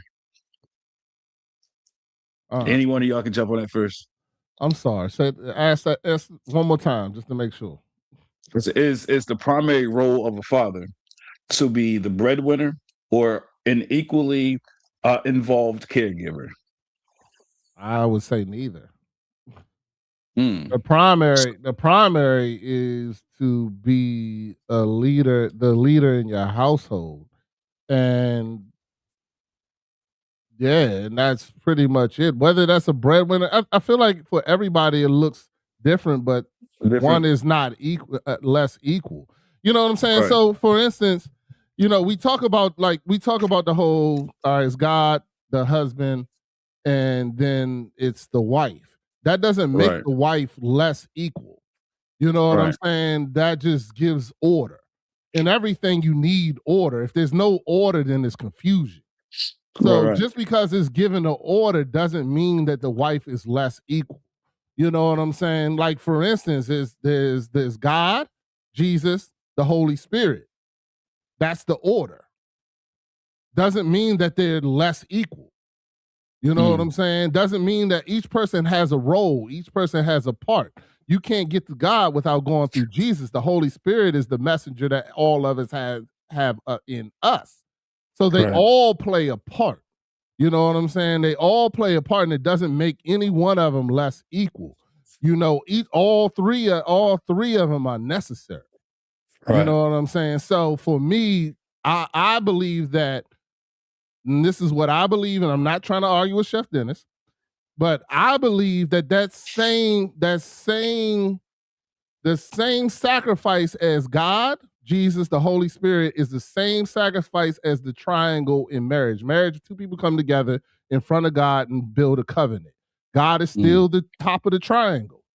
You know what I'm saying? Then you have the husband, who, in my opinion, represents Jesus, because Jesus sacrificed himself for his children, which I believe that us as a husband, that's our position. You know what I'm saying? To sacrifice ourselves for our children and our family. The Holy Spirit is within all of us, in that the Holy Spirit nurtures you. It talks to you when you're in trouble. It talks to you when things are going wrong. It talks to you in this what you call it. And I believe that's the wife's role.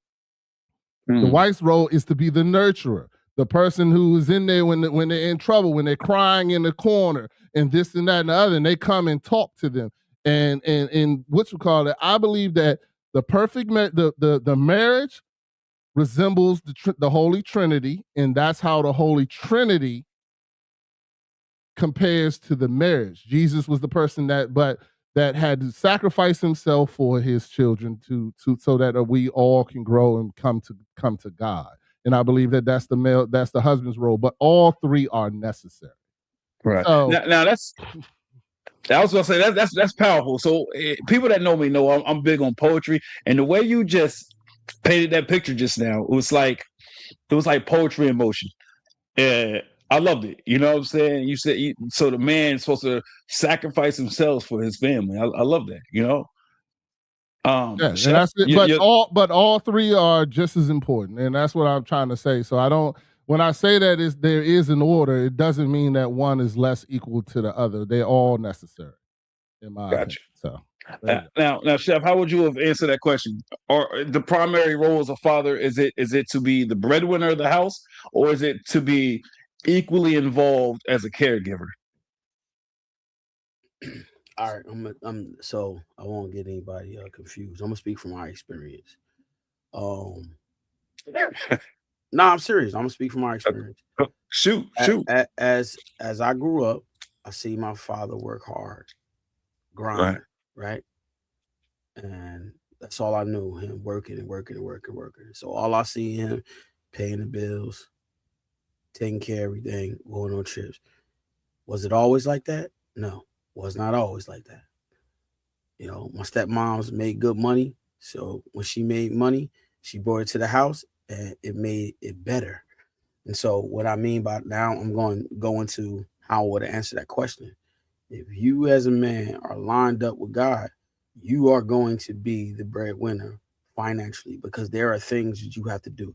There, I give you an example. I had to go to culinary school so my finance can be increased. I had to work a full-time job and go to school full-time. And so when I did that, you know, it made my finance better. So I did the necessary things. I went to school, graduated from school, culinary school, to increase my finance, increase my experience.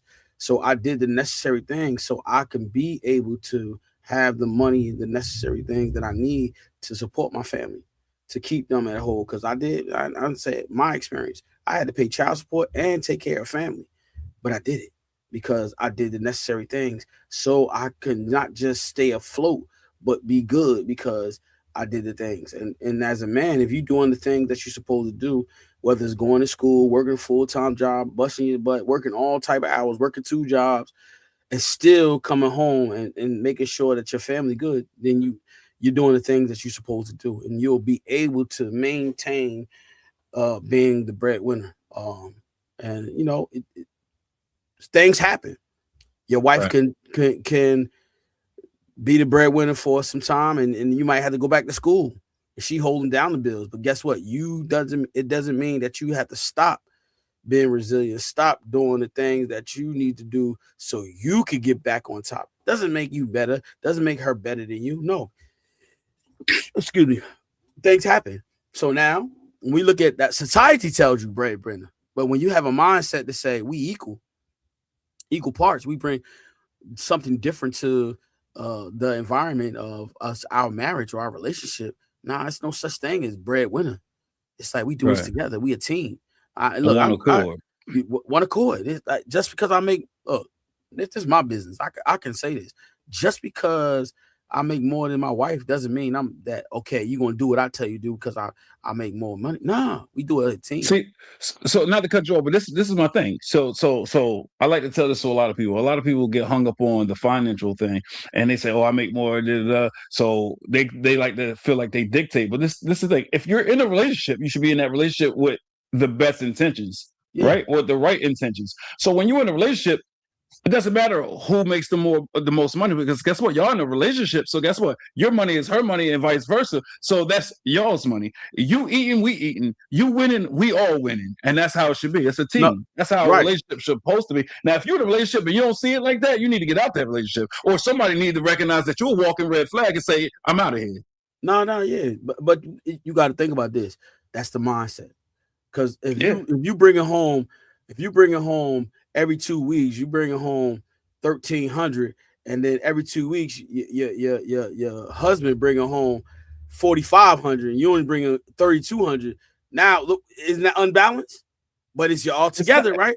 No, it is together. It's no, y'all put it together, so therefore it's a balance.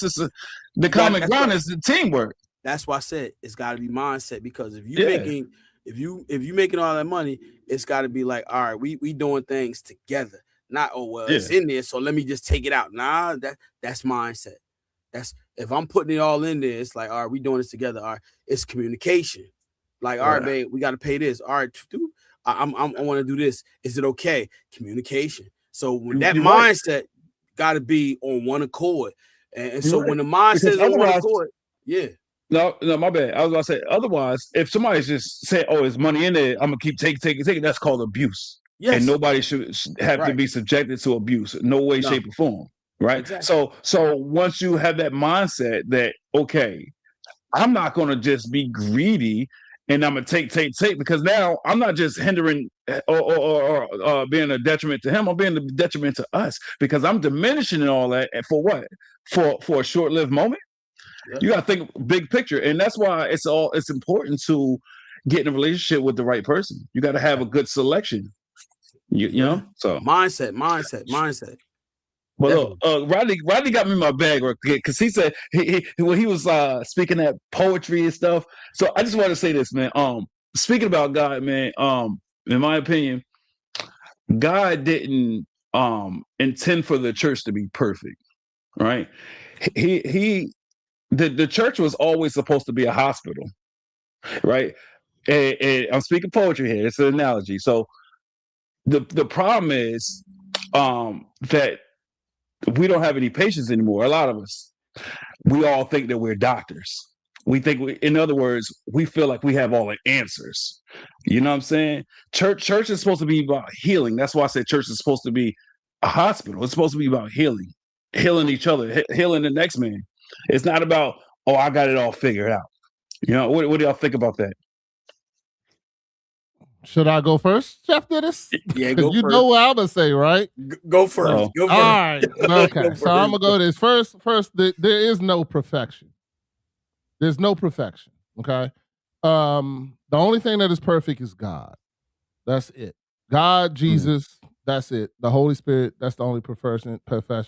The church was created to be two people coming together. Is the church? It don't need to be a building.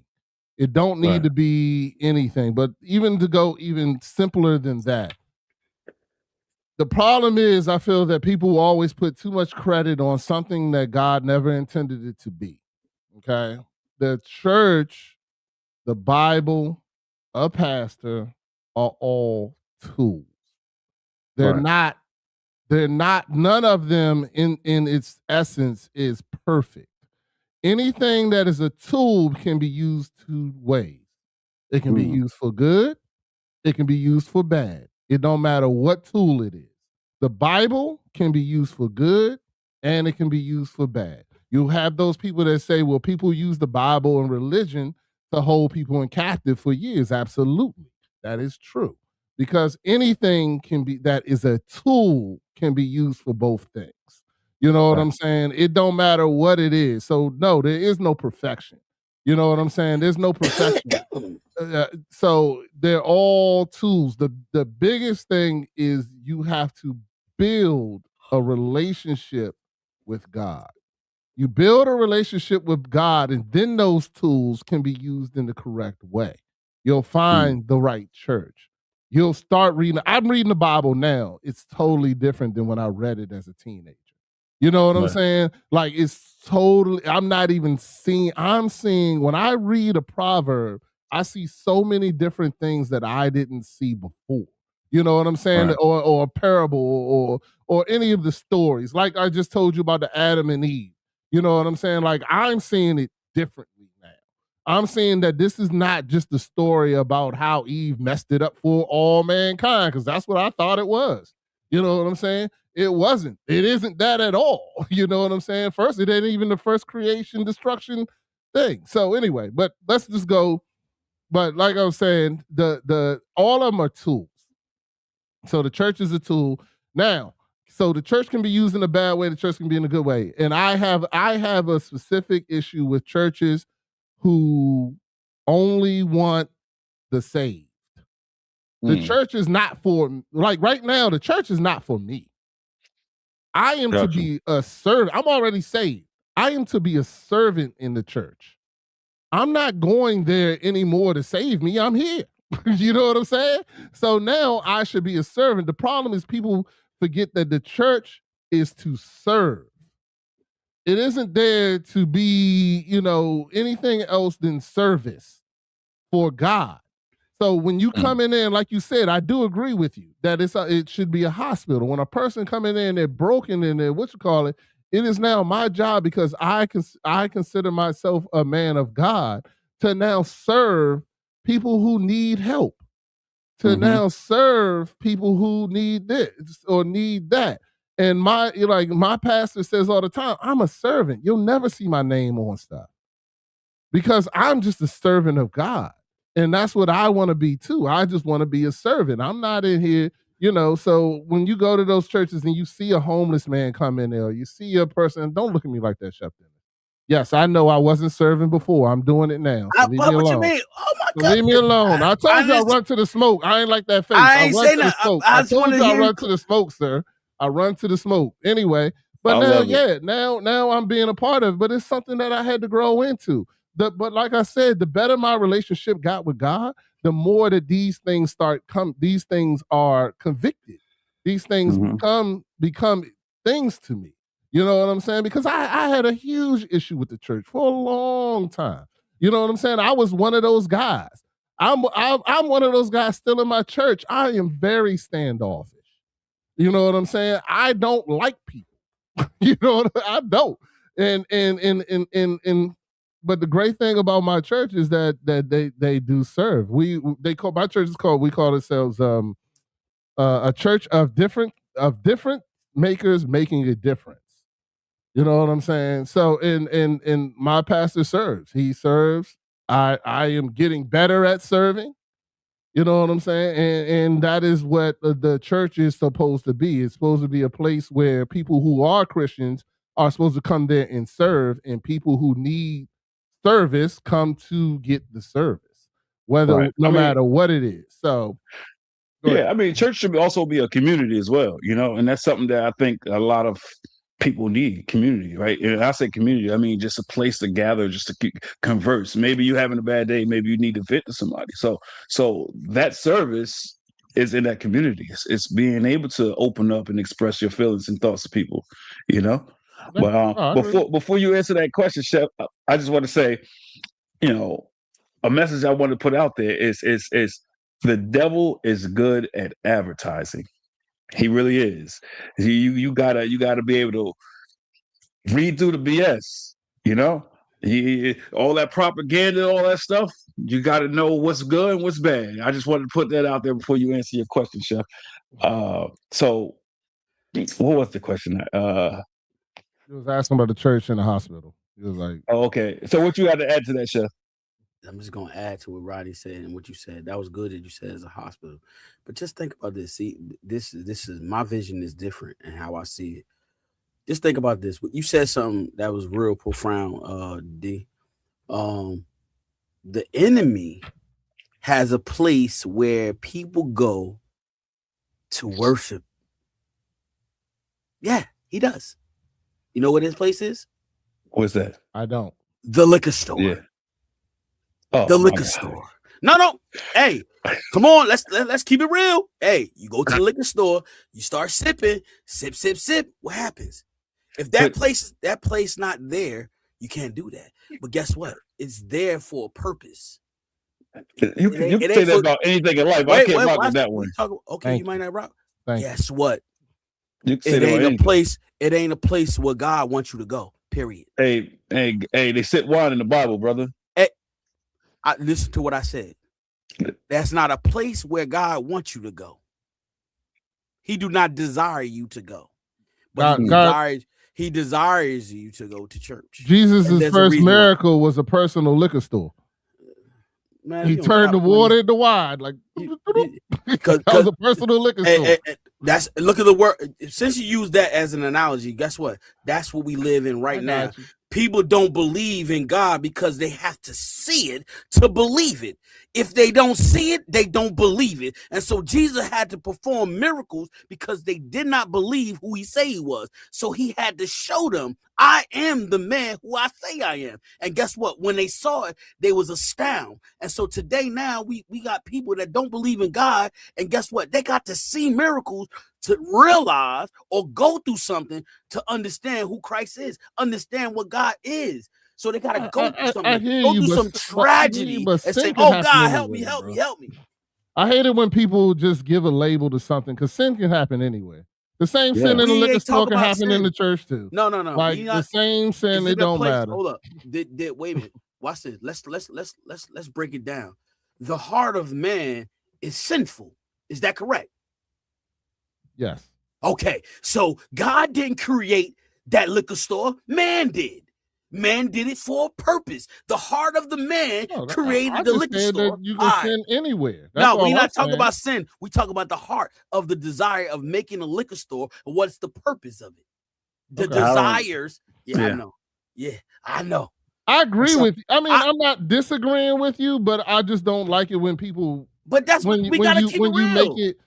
But to keep it real means you can sin anywhere. They're like I didn't say nothing about sin. I said like I can walk in the. How about this? I can walk in the liquor store and not committing. There are people. I'm not gonna say me because I'm an alcoholic. So, but there are people that can walk in a liquor store and have no intention of drinking the liquor. Like that doesn't mean that. You know what I'm saying? Like it's just a building. Any building is just as bad as another building. No, come depending on how you use it. Like, okay, which one is bad? Which one is worse? The liquor store. Now, this is what you get into. Is the liquor store worse than a meeting place for the KKK?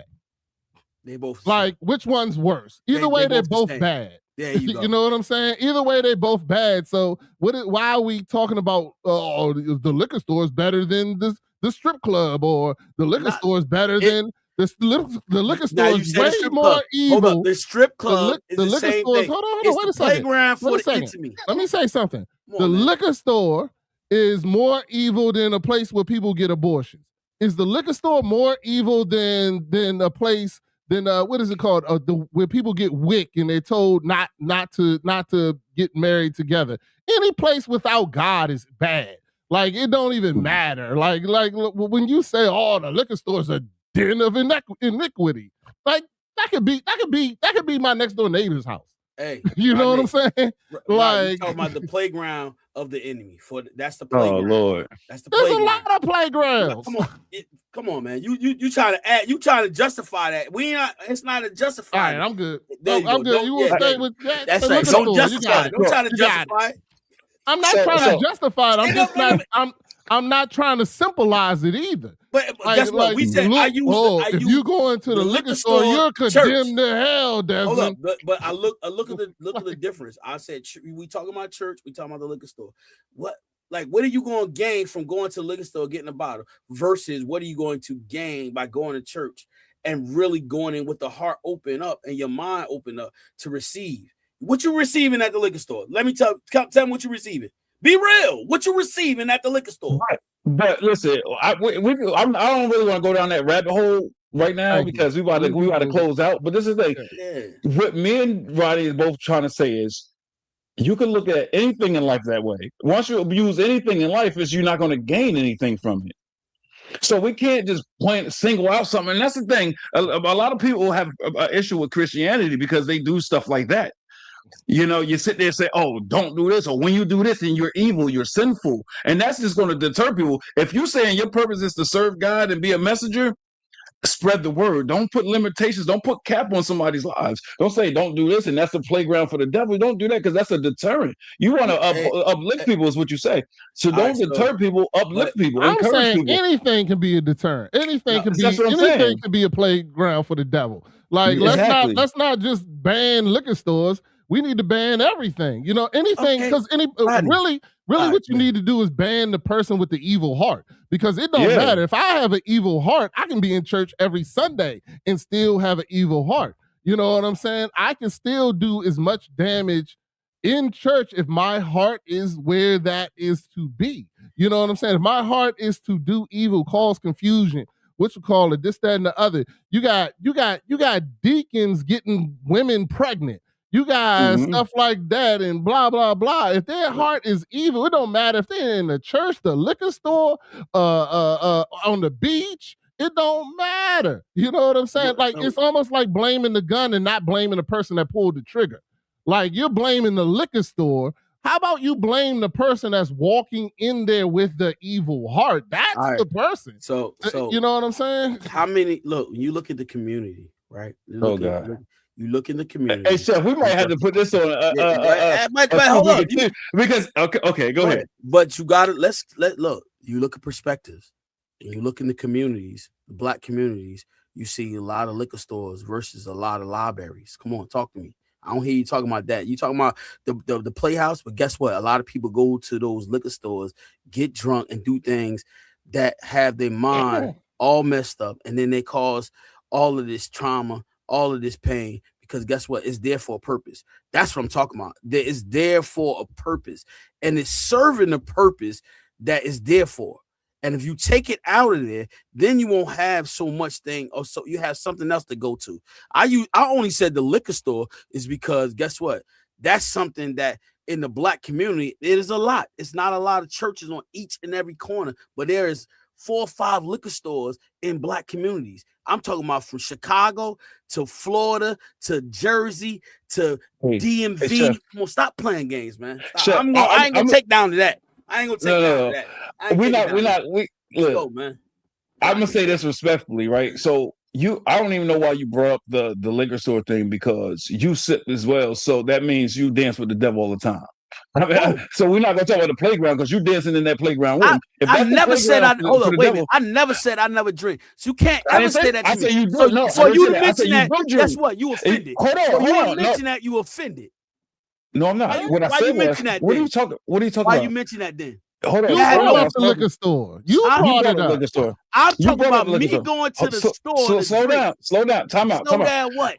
You said that's the playground for the devil. And what I said was, because you sip alcohol, that means you dance with the devil in that playground. Oh, so you don't criticize the liquor store when you partake in it. That's what I'm saying. And getting drunk is 2 different things. But we never discussion. Let it go, bro. No, before you even condemn, know what you're saying. Know what you said. You no, condemned. You can't. Listen, I said it is the playground, bro. You can't even mention that to me, bro. Okay. You can't even mention that to me. We gotta. Okay. So what I want to say is, right. The reason why we're here today on this platform, right, it's because love was a part of that equation, right? I feel like God has His hand on each one of our shoulders right now, showing us purpose and guiding us, and showing us the right way. We spoke prior to this when about the whole church thing, and I got a little emotional a little bit, and I think that this is God's way of speaking to all of us. I think right now He has His hands on all our shoulders, and He just pushing us and guiding us and showing us what our purpose is. Now, before we close out, I want to say, does anybody want to lead us out with scripture or a prayer? Go ahead, Rodney. I mean, I will. I don't care. Chef Dennis, you want to? You want me to do it? You want to do it? I don't. I'd rather you do it, sir. I love it when you pray. Okay, here we go. Okay. All right. Dear Heavenly Father, I thank you for this day. I thank you for waking us all up this morning. I thank you for all the listeners that we have that are being able to hear what it has been said today. I want to just bless that the message that you wanted to come out today will go out there, and the people that needed to hear it will hear it, Lord, and go and make those next steps. I do want to pray for Desmond as he goes on this journey and gets closer to his relationship with you, God, that you will guide him, help him, and guide all of us on the right things to do, the right things to say, the right things to make sure that we accomplish, because we know that anybody that comes to you, Lord, is a great thing, Lord. And we just want to thank to all the people out that are listening to this today. If you seek to have a relationship with God, come to somebody. You can DM me, and we'll talk about it and have that conversation, Lord, or Chef Dennis, or even Desmond, because we know that he definitely has a strong will, a strong way, and great things are to come, Lord, because you are a God that does the best in everything for people, Lord. And I just want to thank you for blessing us today. Thank you for bringing us together. Thank you for this podcast and opportunity to share everything that we have with our different communities, Lord. And I just pray that you continue to give us the guidance, the strength, and the patience, Lord, to make sure that we take our time and listen to you, Lord. And thank you for all that you've done. Thank you for the blessings. In Jesus' name, amen. Amen. There you go. Appreciate that, Rodney. Tough words. All right. So that's going to conclude today's episode. We hope everybody got something. Before we go, I do want to say one more thing.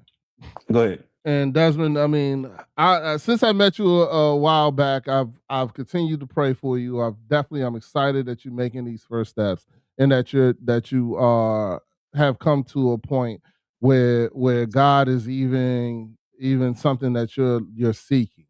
And I do want to say to you that that a lot of people have prayed for you. A lot of people have been hoping and wanting that this would happen, and that tells me.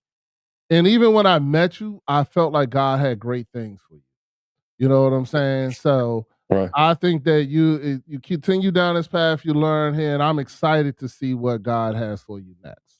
So I just wanted to say that to you, brother. And we all can learn from each other. So absolutely, and well received, man. Well received. But for the listeners, just continue to show support, like, comment, share it, and if you haven't already, subscribe to the channel. You can also subscribe to Chef Dennis's channel, From the Battle to the Glory on YouTube, or Rodney's podcast is on YouTube as well. It's called Dad Mentality. And just continue to be blessed, and everybody have a great day. Absolutely. All right.